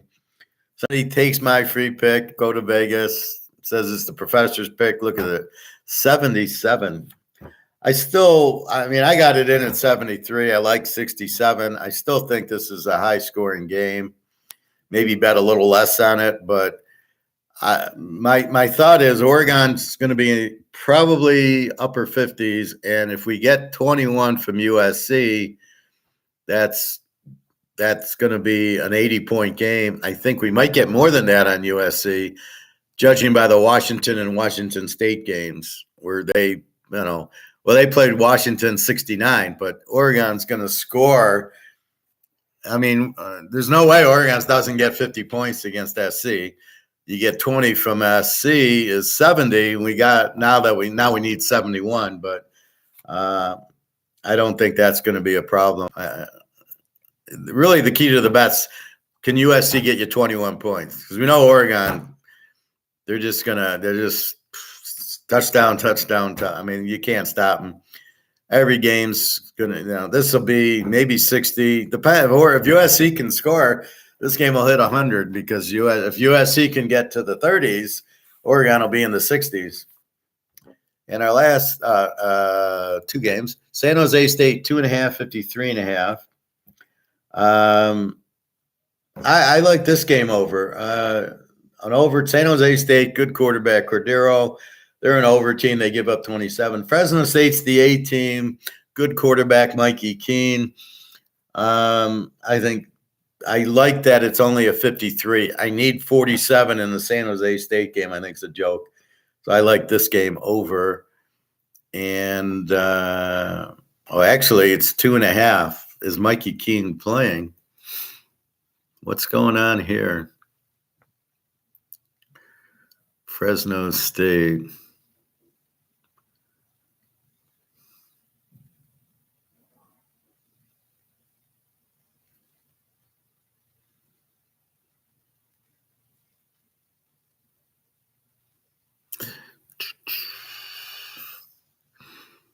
You're a half hour going through the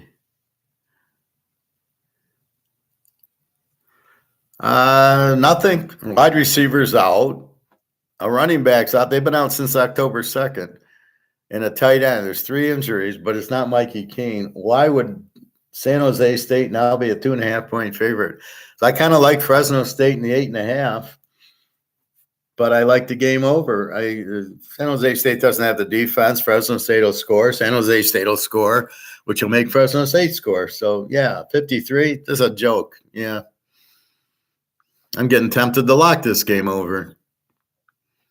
That's so low. 47 with San Jose State, Fresno State. Wow.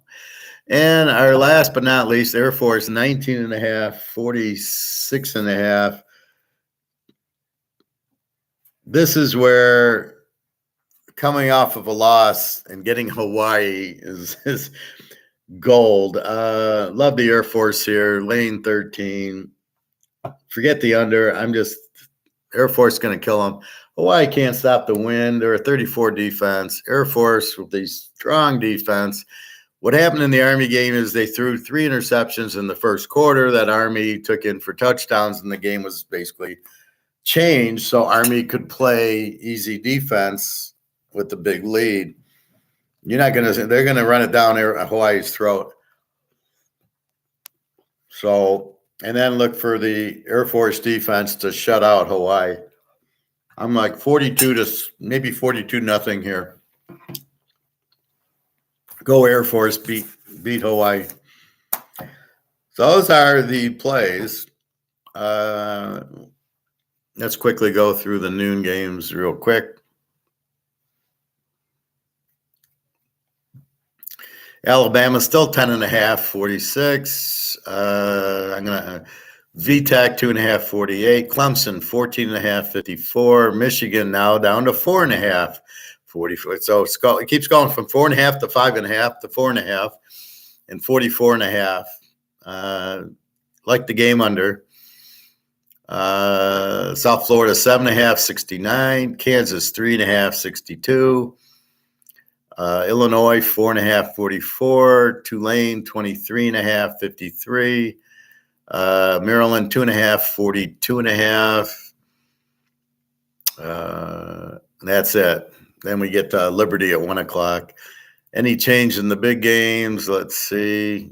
Arizona 9.5, 54 over Colorado.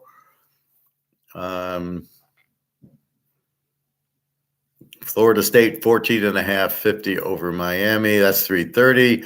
Oak State 2.5, 64.5. Look out for their running back. Wisconsin 11.5, 42 over Northwestern.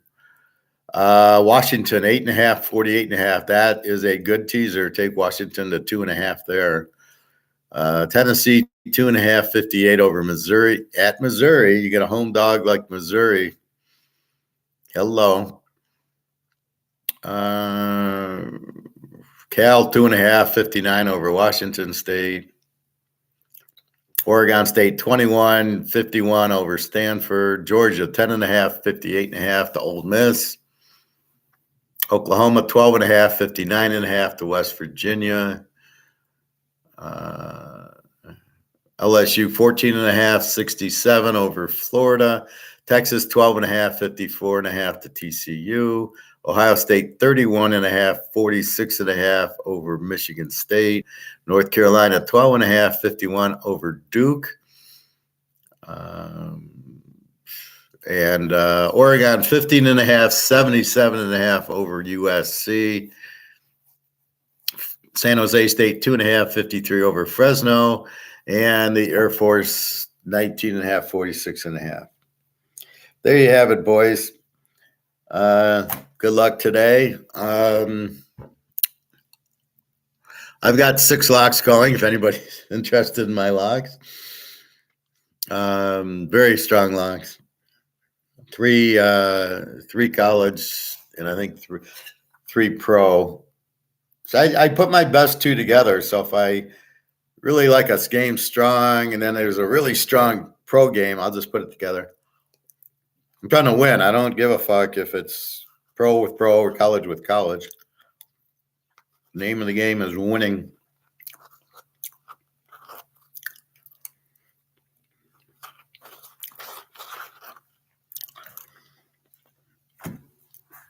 for Alabama to win pretty easily today.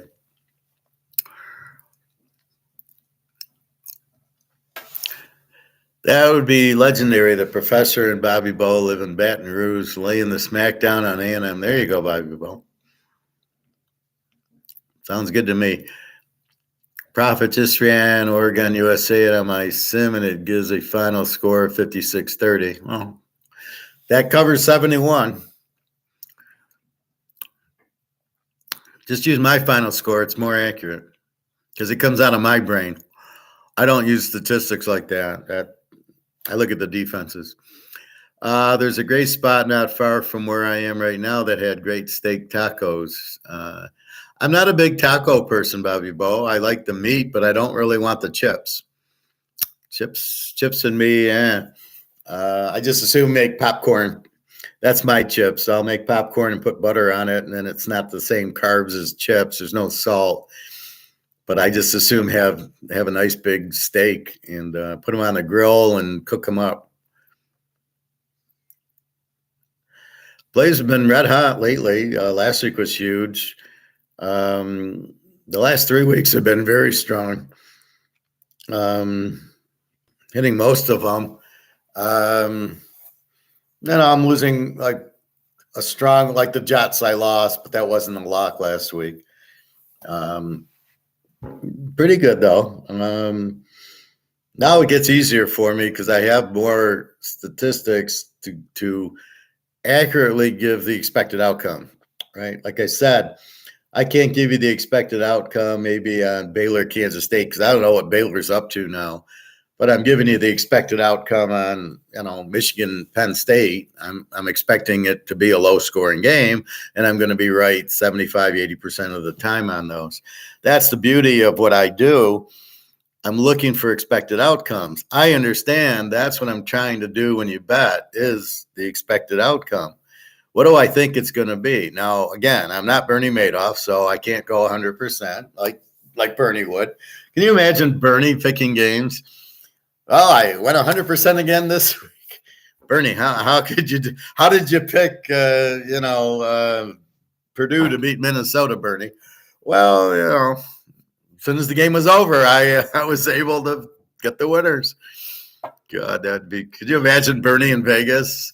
Playing craps. The number would come out, then he'd make his bet. I had the 9. Yeah, I had the 9, Bernie. Unbelievable. There's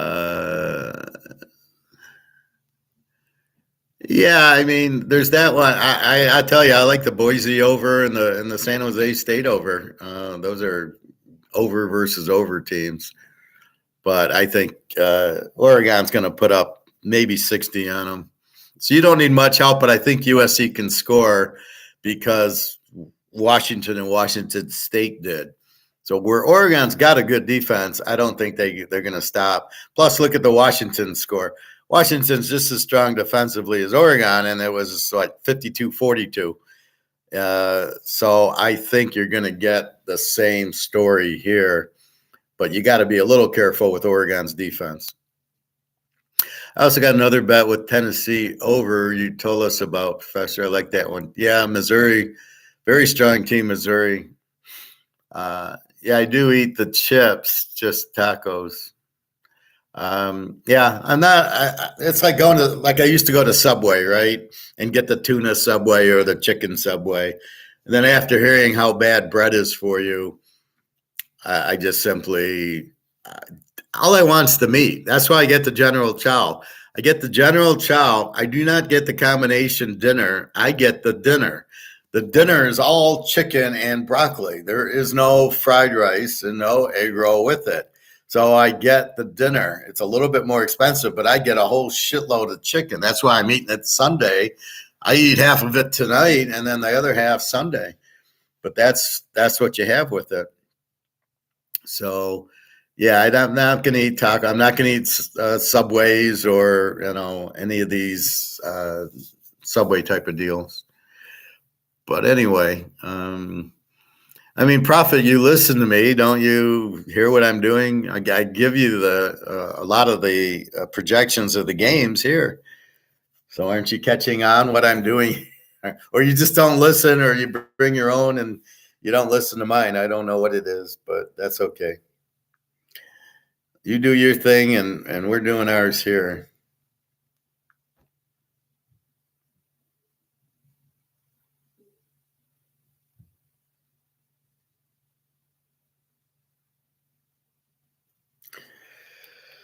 Anyway, so we got a few minutes till the kickoff. Anything else? You meant you do not eat the chips. Yeah. Okay, Prophet, then you know how I'm doing. You hear what you hear, if you smell what I'm cooking, Prophet, then you know what I'm doing. You can hear it live. That's why I do live. So you can see I do live because this way you can go, yeah, he picked it's on, it's live. It's on. I can go back to it and hear what he picked last week and then see what the results were. So yeah, that's why, but not too many people have the balls I do to do this. And oh, by the way, here are my losers. Most people will give you the winners. But the BetMGM guys, what I hate about them is they go into props and, oh, I think Joe Blow will rush for 30 yards. And then you guys come up with, oh, should I take Emmitt Smith to score a touchdown? And the guy doesn't even play in the game. So that's where you guys get them from. And I just shake my head going, stop listening to these idiots. Well, I've been doing this since the 70s, and I think the thing with YouTube is if you know anybody who's kind of not a good speaker or maybe a little shy or insecure, trouble speaking in front of crowds or just speaking themselves, have them do this. I mean, because you get used to talking. To me, you guys are out there, right? I'm even though I'm here really by myself, you guys are there. That's why I like the comments. So I know I'm talking to Bobby, and I know I'm talking to Prophet, and I know I'm talking to Greg and John and whoever else is out there. So it really helps. So if I had to go speak, if I had to do a seminar on economics, gold, or football, it would be a piece of cake. Where before, when I was younger, you probably wouldn't, but you're not trained to speak. This is the problem in life. You're not trained to speak in front of crowds. You're not trained to get on the podium. I played football in like junior high. So they gave an award to everybody, and this was like 8th grade or 9th grade. And I won for like the friendliest player because I'm always kind of nice. And I had to go up on stage to accept the award. I had no idea. I just said thank you and walked on. I was like, I don't know how to speak in front of people and worry about what they're going to say. That's the problem most people have is they're insecure. Is they're worried what other people think about them. And once you get past that point, then you're fine. Like, I don't care what anybody says about it. I know I'm right. That's why I show you this. If you want to get over that, you come here.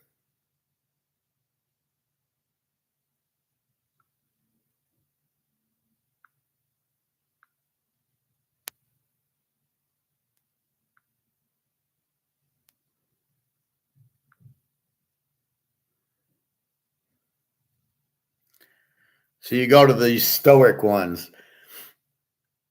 You want to really live a happy life, you go to this stoic guy. And it's just a philosophy like, you know, you're right. Don't listen to what other people think and be strong and do the right thing and da da da da da. But they're really, really good things that you do. I can't believe I showed you guys that movie where Eagles Dare with Richard Burton and Clint Eastwood. It's a great movie. So I go to watch it again last night, and it wasn't on. It was off of YouTube. I was like so pissed. I'm wondering, well, did I show it here? Did they take it off? Because then they saw it was on. So now I got to go buy it on eBay or something. I hate that. I was quite pissed about that.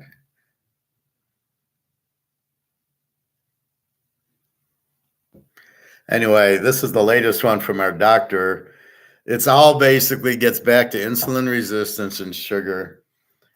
It's the key to everything he does. You want to clear up everything. Stop with the sugar. Stop with the bread. Do your fasting. Let the little guy clean you, and you're gold. Otherwise, he says what it is it adds like 10 years to your life. But if you don't do it, you lose 10 years to your life. So it's like a 20-year thing. So instead of living to 75, you might live to 65, eating your sugars and your pies and your breads and all the crap, and you'll die early. Or if you eat it, you might live to 85 if you do what we're doing, and a very healthy 85. So that's what he's saying. It's not like you're going to live forever, but you can, but the quality of your life will be better. That's kind of what he's saying. Bobby Bo, Prophet blocks his comments, I see. WhatsApp with Prophet, that's not too family-like. Blocks his comments. What are you talking about on WhatsApp? Oh, what's up with Prophet? Where is he blocking him? I don't see a blocked one. You're always on point. Refined sugars is a killer. Yeah, we know that, Prophet. I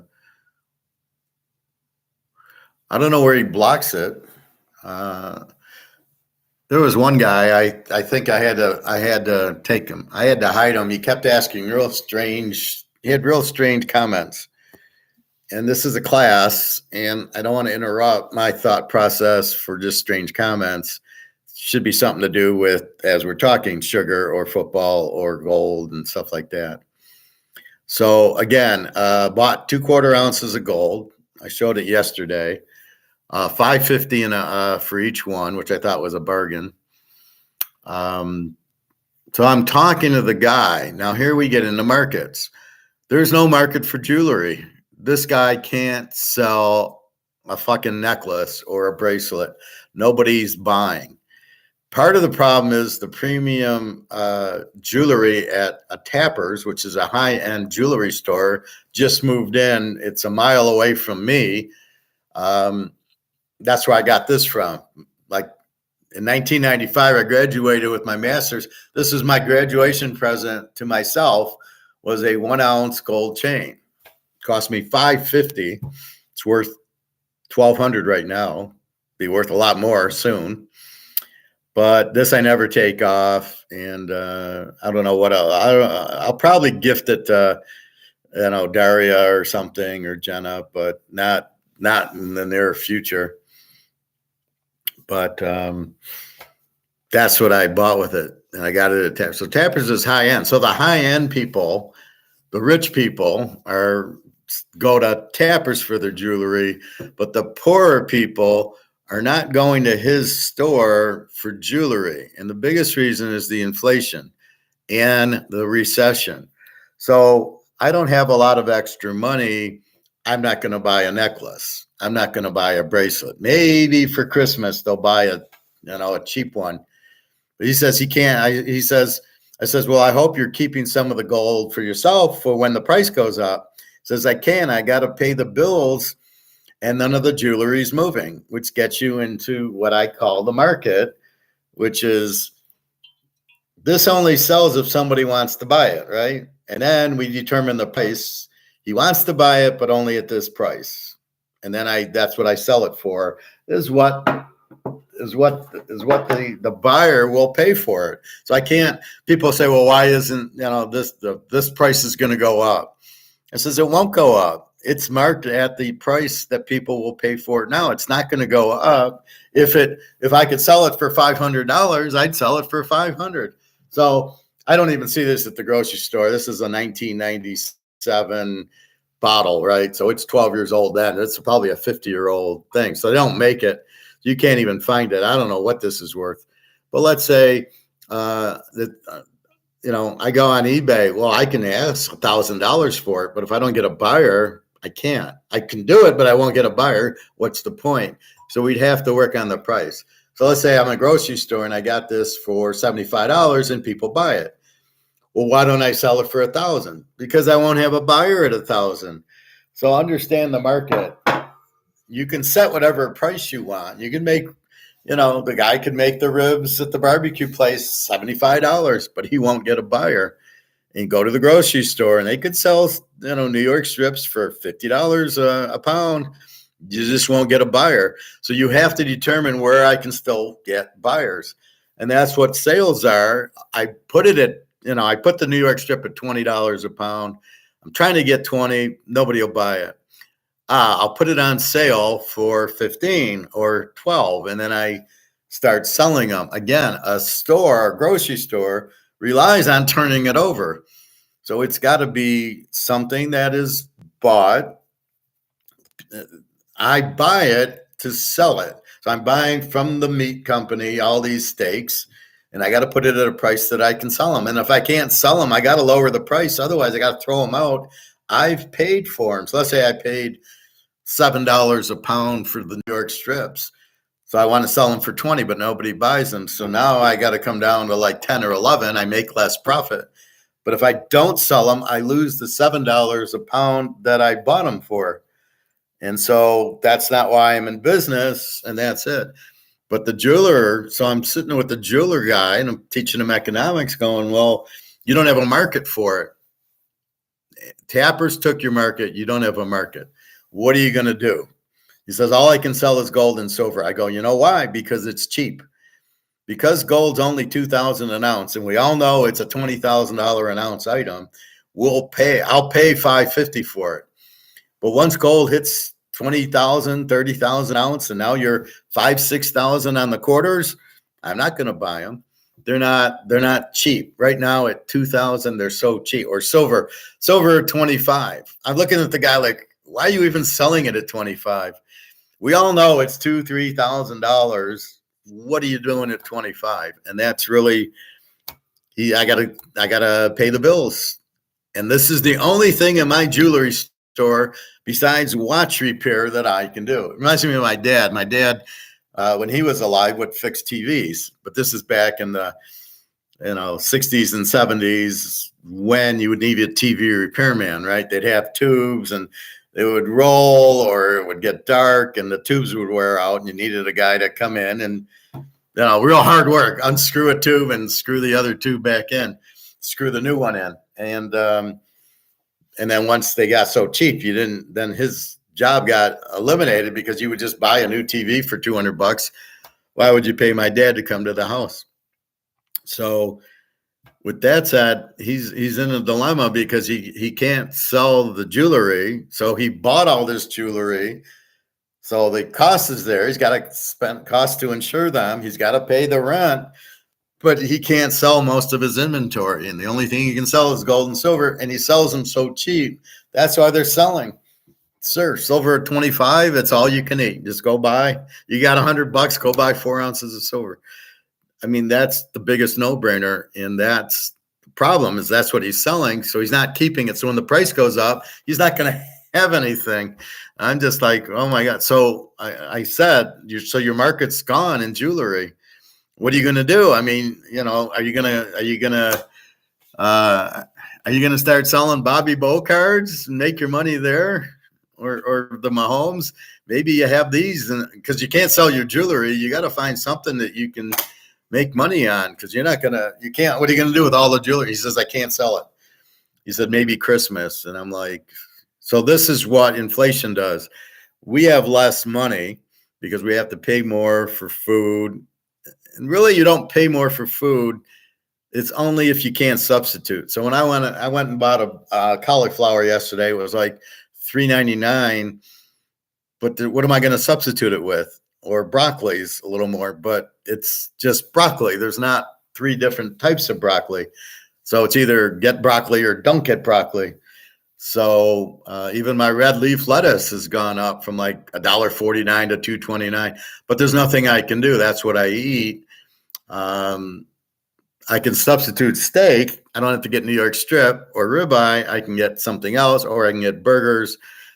The chicken's good. The fish is very expensive, so I haven't gotten salmon in a while. They're all $10, $12 a pound. I'm like, no thanks. I don't need it. So that's what you substitute if you can. So I don't need Coke. I can have 7-Up, or I can have Faygo. But when you get to something like my avocados, I can't substitute them. And there's nothing else I can get. So that's what ends up happening. That's when the inflation gets you. So now I have less money. So I only have X. I have a fixed amount of money I get in. Then I take that money and then I start spending it. Well, I need to eat. Rent didn't go up. Well, it went up back, but now it's locked in for 13 months. So rent didn't go up. Utilities are still very cheap for me. I have a little electric bill and a little heat bill, which is fine. So there's really, it's $23 to go to the pool a month. And, so it's not bad. The only really thing is the food that's gone up. But I'm not going to run and buy jewelry. Now, the other part is I'm buying gold and silver. And I'm like, like Jenna wants a ring, and it's like, well, it's here's a gold ounce. Why don't you go take that? I've asked her, she didn't respond. I says, if I give you gold so you could buy, a ring or buy stuff instead of giving you money, is there a place you can cash it in the Ukraine? Can you go to the coin store there and say, here's a gold, it's 2,000 US, give me 70,000 hryvnias. I don't know. I asked. She didn't give me an answer. She went to a pawn shop before, but they're not going to give her a fair price.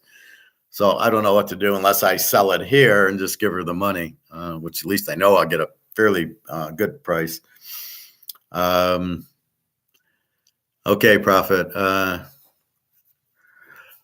No, on here, his comments don't show at all. All good, though, just messing with him. Well, his comments show here. He said refined sugar is a killer. I'm always on point. So I see profits. You see like Luke's or the others, I assume. So I don't know why you wouldn't see profits if I see profits. The only time we don't see is like Kenzie if I block them or I hide them. So if they get really weird, I'll just like that Canadian guy, I just hide him basically. So he can still watch the class. He just can't make the comment. So that's what I do. But you should be able to see him. So I don't know why Prophet is blocked to you, but he's not blocked to me. But anyway, so that's what's happening. So with the inflation, the dollar loses value. So you buy less. You stop buying things like jewelry. What do I need a watch or a necklace or a bracelet for? The gold and silver is what I'm going to buy because that's going to go up, but not the jewelry. So the rich people who go to Tappers, the high end, they don't care. They have the money and they want to, Christmas, they'll buy it. But his level, so it's like Tappers is Mercedes and he's, Toyota. So if I want to buy Mercedes and I'm rich, I'm still going to buy the Mercedes. I don't care about the inflation. But the people buying the Camrys, they're on a budget. Wait a minute, I'm not going to buy the Camry because my expense went up. And that's what he is. He's more of a Camry guy. So he can't sell it. He can't sell his jewelry. Well, what's he going to do? You can keep selling your gold and silver for another month or two until the price goes to the moon. What are you going to do then? What are you going to do with your jewelry that you can't sell? You can't just leave it here. You eventually have to put it on sale because if you don't get any money in for it. So what good is it to have a $1,000 necklace that you can't sell? So you're better off selling it for $500 and at least selling it than getting $500 in and then not. And then I would buy gold and silver with it if I was him. So yes, the gold and silver, because it's cheap, he's able to sell. That's it. They're not here at all, Professor. I don't know why, but it's cool. That's very strange, Bobby. Yeah. Is that the only one you don't see is Prophet? Like I say, Luke, I think you see, and Greg and John, I think you see. Kenzie, you see. So I don't know why Prophet you don't, but like I said, I do see it. You can hear me respond to it. I don't like when he says, "How have your plays been lately?" Well, you're watching. I'm giving you the plays now. I mean, you got the free plays. They've been hitting very strongly. So, go to my website. I mean, whatever you see, all the plays on the history. Anyway, but that's whatever. So that's what you got to understand. So as you must have, that's where I get back to, you must have a market. Is there a market for this? Can I sell it? I don't know if somebody would want 12-year-old because it would be expensive. And if they just want to drink it, they're just going to buy the $15 bottle at Meijer's. They're not going to want to spend $100 on a collectible. I didn't even buy it as a collectible. I just bought it because I worked there and it was better than just, I bought the regular and I saw the 12-year-old and I'll buy this too. Never thought it would be a collectible. I'm not sure it's a collectible, but I would imagine it is. It was very limited in the beginning anyway, but how many people have a 12-year-old from 1997 and we're in 2023 now. So we will see. But that's what's going to happen to a lot of businesses. That's why when people ask me, are we in a recession? He sees you, Greg and John. He just doesn't see profit for some reason. Unless profit, I don't know, but if he hit it, I wouldn't see it either. So I don't know that he can hide it from other people, but I don't know the way YouTube works very well. So this is why I say we're in a recession. People have less money and therefore can't buy as much. So what does he do? The jewelry guy is going to go out of business, or he's just going to sell his gold and silver, and that's all he's going to sell. And then he lays off the jewelry staff, and he cuts down to just gold and silver, and that's what he does. But they own a few stores. The gold guy, he's in another city. But that's what happens, right? And then you have less money, so you go to Target less, and you go out to eat less. You don't eat the ribs, you eat the chicken, so that hurts the restaurants. So same thing with Chinese. She keeps raising her prices. Like what's happening to her, she has lunch till 4:00. Like today, lunch will be served till 4. It's a smaller portion, but it's cheaper. So if I get there at 3:30, it's crowded because they're there to get the lunch price. If I get there at 5, there's nobody there because I don't care to save $2 on the lunch. I don't even get the combination plate. I get the dinner, which I would get if I went now, I'd get the dinner. So that's really what happens. And that's why we're in a recession. It's really what a recession is. It's the economy is slowing. Anytime you raise prices, the economy is going to slow. It has to, because things cost more. Therefore, you don't have as much. So you can't spend the same amount you've been spending. So therefore, you have to spend less. So when your steak goes from $10 to $15 a pound and you buy it, that's $5 less you have to go to Target or go to Home Depot or go eat or go buy clothes. You have less money. And then the last thing you're going to do is buy want items like jewelry. To me, gold and silver is not a collectible. I'm buying it as money. That's why I do not want to buy jewelry. Jewelry is a waste of time. You don't get your money out of it. I don't need it. I got my jewelry if that's what I want, but I'd rather have my gold than my jewelry. So that's really the point of it. But that's what a recession is. And when they the inflation raises prices because it devalues the dollar. So basically the dollar's worth less, and therefore things cost more because the dollar's worth less. But not all of it, because again, we can substitute. So if I can instead of getting a New York strip at 15, I buy hamburger at $5, or I buy a roast at $5.99. So I can buy a nice 3-pound roast at $5.99 instead of getting 3 pounds of hamburger. So it's either one, or instead of buying the New York strip. So I can substitute and keep my priced at the same amount. That's why the market controls everything, and that's why it's not prices. Yeah, the steak went up, so I don't buy it. And if I don't buy it, then they got to lower the price back. So that's why inflation is not prices. It's the money losing value is basically what it is. And I watched Mark McGuire yesterday. What a pathetic show. Some guy on some Keynesian, and he's talking for the whole hour. He's yapping about China and Russia. He added no value to the show. Even people are now commenting, this guy's boring. Why? We just want to see Mark. We don't really want to see the guest. I mean, because they don't add value. We're watching him to what's going on with BRICS and what's going on with COMEX. That's why we're watching you. We're not watching you so we can hear a guest talk about China and Russia 20 years ago. We don't care. What is he doing on? What is the point? You want to add viewers. Are you going to add viewers by having this idiot on? So that's the whole key, and that's what I'm doing.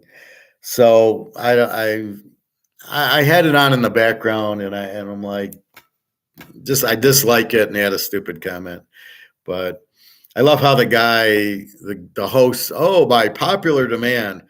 I'm not asking for anybody. I keep saying you shouldn't have guests. So I don't know what popular demand you have some idiot on. As soon as he said he's been on CNN or CNBC, I don't want to listen to him anyway, because all they have on there is Keynesians. So they don't know what they're doing, and they look like idiots by having these, like the guy who's, I'm going to make gold dollars, and okay, buddy, do you realize the value of the gold is going to go up, and it's going to fuck out everything you're doing, and who's going to take it anyway? And there's not going to be barter, because we'll have a new dollar, and then gold will be $1. We don't need it. What are you doing? What are you talking about? So that's really what's going on. So you have the recession, you have the value of the dollar dropping, and it's really dropping fast. These wars, I think the Russian war will end soon because of the Israeli war. I mean, in other words, they don't want to admit they made a mistake, the U.S. We shouldn't have invaded. We shouldn't go to war with Russia. We tried to steal their natural resources, the oil, the soil, the gold, the diamonds, all the stuff that Russia has. We tried to steal it, and it didn't work. So we need to get out, but we need to make it sound, and we'll just go to Israel and start a war there. And, so they're all over. But these people that think the wars are really the answer, they don't stop inflation. They're very inflationary because they cost a lot of money. And there's no revenue stream. You're not making money in a war. It's all spent. The defense contractors make the money because they got to build the tanks and the planes. And those are the people that are causing the war, was them in Ukraine and now in Israel. So they got to make more weapons, but they can't even make them. They don't have enough supply, and they can't make them quick enough.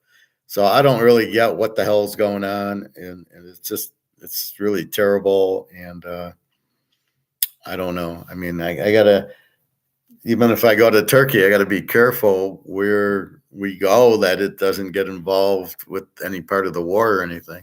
I think we'll be safe, but you just don't know.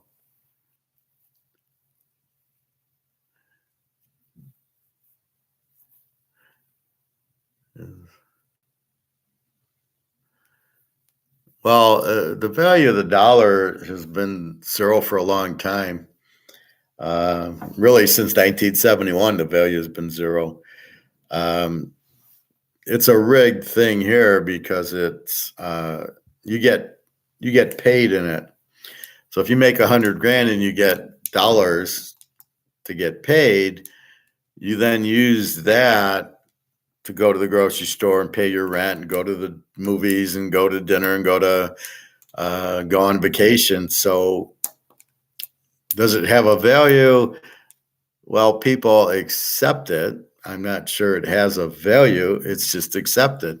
So when I go to the out to eat, I go to Wendy's and I give them dollars for the hamburger, they take it because they have to. So it's got value in that way. And when they buy their meat, they pay with dollars to the butcher. So because it's accepted, it is used, but it really doesn't have value because it's not backed by anything. So the value of the dollar is zero. That's why you buy gold and silver, because there is value in that and it's going up. So you're in an appreciating asset with gold and silver, and you're in a depreciating asset in dollars that really have no value at all.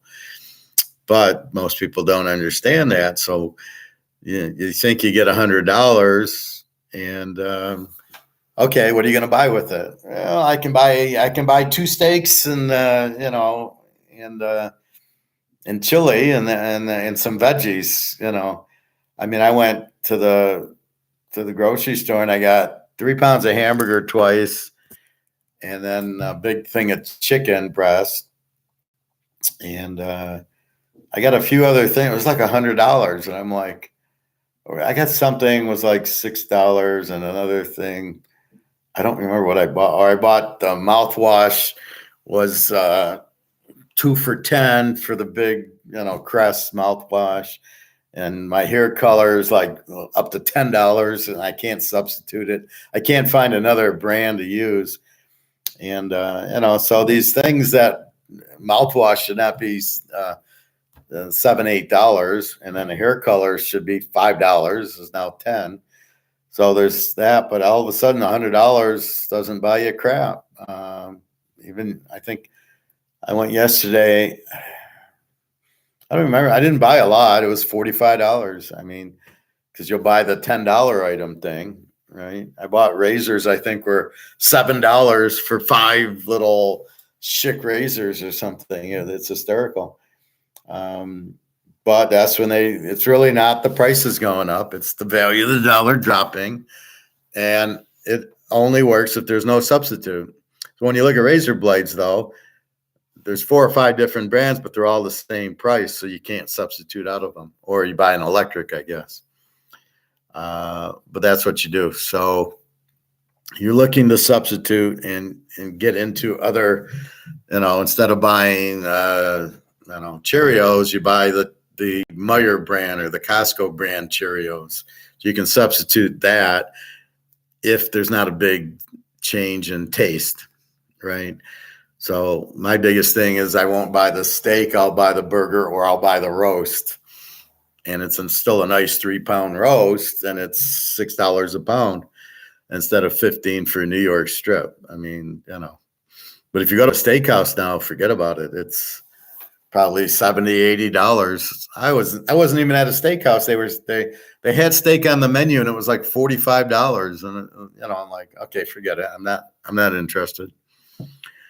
But that's what you do. That's one way out of the inflation, is substituting out of it, or substituting foods. Instead of salmon, I'll get some other fish, or I'll get chicken instead. That's still cheap. So that's one out. But yeah, half the grocery store I can't even go into. It's all carbs, and the only thing I go out for is eggs, and eggs and half for the eggs, spices, the salad dressings, and then it's the fruit, the veggies, and then the meat. And that's my trip to the grocery store. All the aisles there's nothing you can buy there. Especially like the cereal aisle, that's just poison. Just market the poison aisle. I mean, all the cereals are poison. They're all sugar. Anyway, so that's what you try to do is get out of them. And again, like the jeweler, he's going to have to close up shop because he can't sell jewelry because there's no market for him now. People who are really needing the money aren't buying jewelry. People like us are buying gold and silver, not because of its jewelry. It's cheap. It's very inexpensive for the real value of gold and silver. So when I spent $1,100 yesterday on 2 quarter ounce, $550 quarter ouncers, I'm not buying it for the jewelry part. I'm buying it because I'm expecting it to be worth a couple $1,000s. And that's really the key to it. So anyway, I think it's time for football. That's your economics. Again, try to get out of it. Try to substitute what you're buying. I know with avocados, now I can go to Walmart's and get avocados cheaper than the expensive meat store that I go to. So there's a grocery store that has really good meat, which is fine, but then all their fruits and vegetables are really expensive too. And I'm like, well, I can go to the cheaper store, the Meijer's, and get a banana and an avocado is a banana and avocado. Why do I need to spend twice as much at the bigger one? And their thought is, well, you're here for the meat, you'll buy the other. What's a couple dollars to you if you're coming in for the meats? And I say, fuck you, it's a couple dollars. That's another ounce of silver I can buy. That's what it is. That's kind of how I view things now. Instead of doing this, I can go buy an ounce of silver or a quarter ounce of gold or anything. So anyway, that's what's going on. Football, free pick USC over. That's tonight. San Diego getting 9 from the Lions is a joke. That's tomorrow, 4:00 Eastern time. 3 locks going today if you're interested. And that's about it. Let's hope the day goes the way it should. Last week started slow with my unders, Notre Dame losing and Texas losing. And then I hit everything else. So it was a good day, but I lost the early ones. So hopefully today, normally I hit the early ones, hit the middle ones, and lose the late games for some reason. I've been struggling the 10 o'clock games for some reason. It doesn't make sense, but today I got mostly afternoon and some late night, but none of the locks are afternoon, I think. And we will see, but all I can do is project what I think will happen. And that's what we bet on. And I've been very good at it. Because once you start hitting it, then you go, yeah, it works. And that's the key to it. Then you go, okay, this does work. And off I go. These people that do mathematical formulas, there's a guy on BetMGM, he does it. Well, in my model, it says this, and I immediately turn it off because there's no way you can model this. There's too many variables. You've got to know what teams you're playing. Like the Lions, are they playing the shit teams? So what do you got? 2 models, one for the shit teams and one for the good teams? Probably not. That's the problem with the model. You can't use the Carolina game and the Baltimore game in the same model. You got to use the Carolina games and the Baltimore games over here, but they're not doing micro. They don't understand it. So that's the problem with these idiots on the radio. Very stupid. Anyway, so let's go watch some football. I'll be on tomorrow at 11 o'clock. That gives us 2 hours before the 1 o'clock kickoffs. Anything else? Okay, Bobby Bo, good luck on your LSU tonight. I think they'll handle Florida. I don't think Florida can keep up with them. Probably be high scoring because that's LSU. They don't have a defense, but look for your guy Daniels to really light up Florida, especially at home. I'm glad he's feeling better, but that sucked last week. So anyway, go buy your gold and silver. It went down because the Fed's doing the derivatives to keep the price down because they know as soon as it goes up, they're dead. And we're just waiting on the Russians and Chinese to do the gold-backed bricks or whatever they're going to do with it. I thought, Russia takes over in January. Then I hear the meetings in October, and I'm like, I don't care about the meeting. They don't need the meeting in October to raise the go-back currency. And I'm sure the U.S. is trying all they can to keep it from happening, but I don't think they can handle Putin and Xi, who kind of, and they really don't want to knock the U.S. out. They just want a competition. We want go-back currency. We're not doing it to get rid of the dollar, but that's what'll happen. So we will see. Anyway, let's go out some football. I'm going to have some lunch, go to the pool, Chinese, a fun day. All right, everybody, take care. www.teaserking.com. I got 3 lock games, so 6 locks this weekend. So enjoy, and bon appetit, everybody. Take care. Have a nice day. Feel good.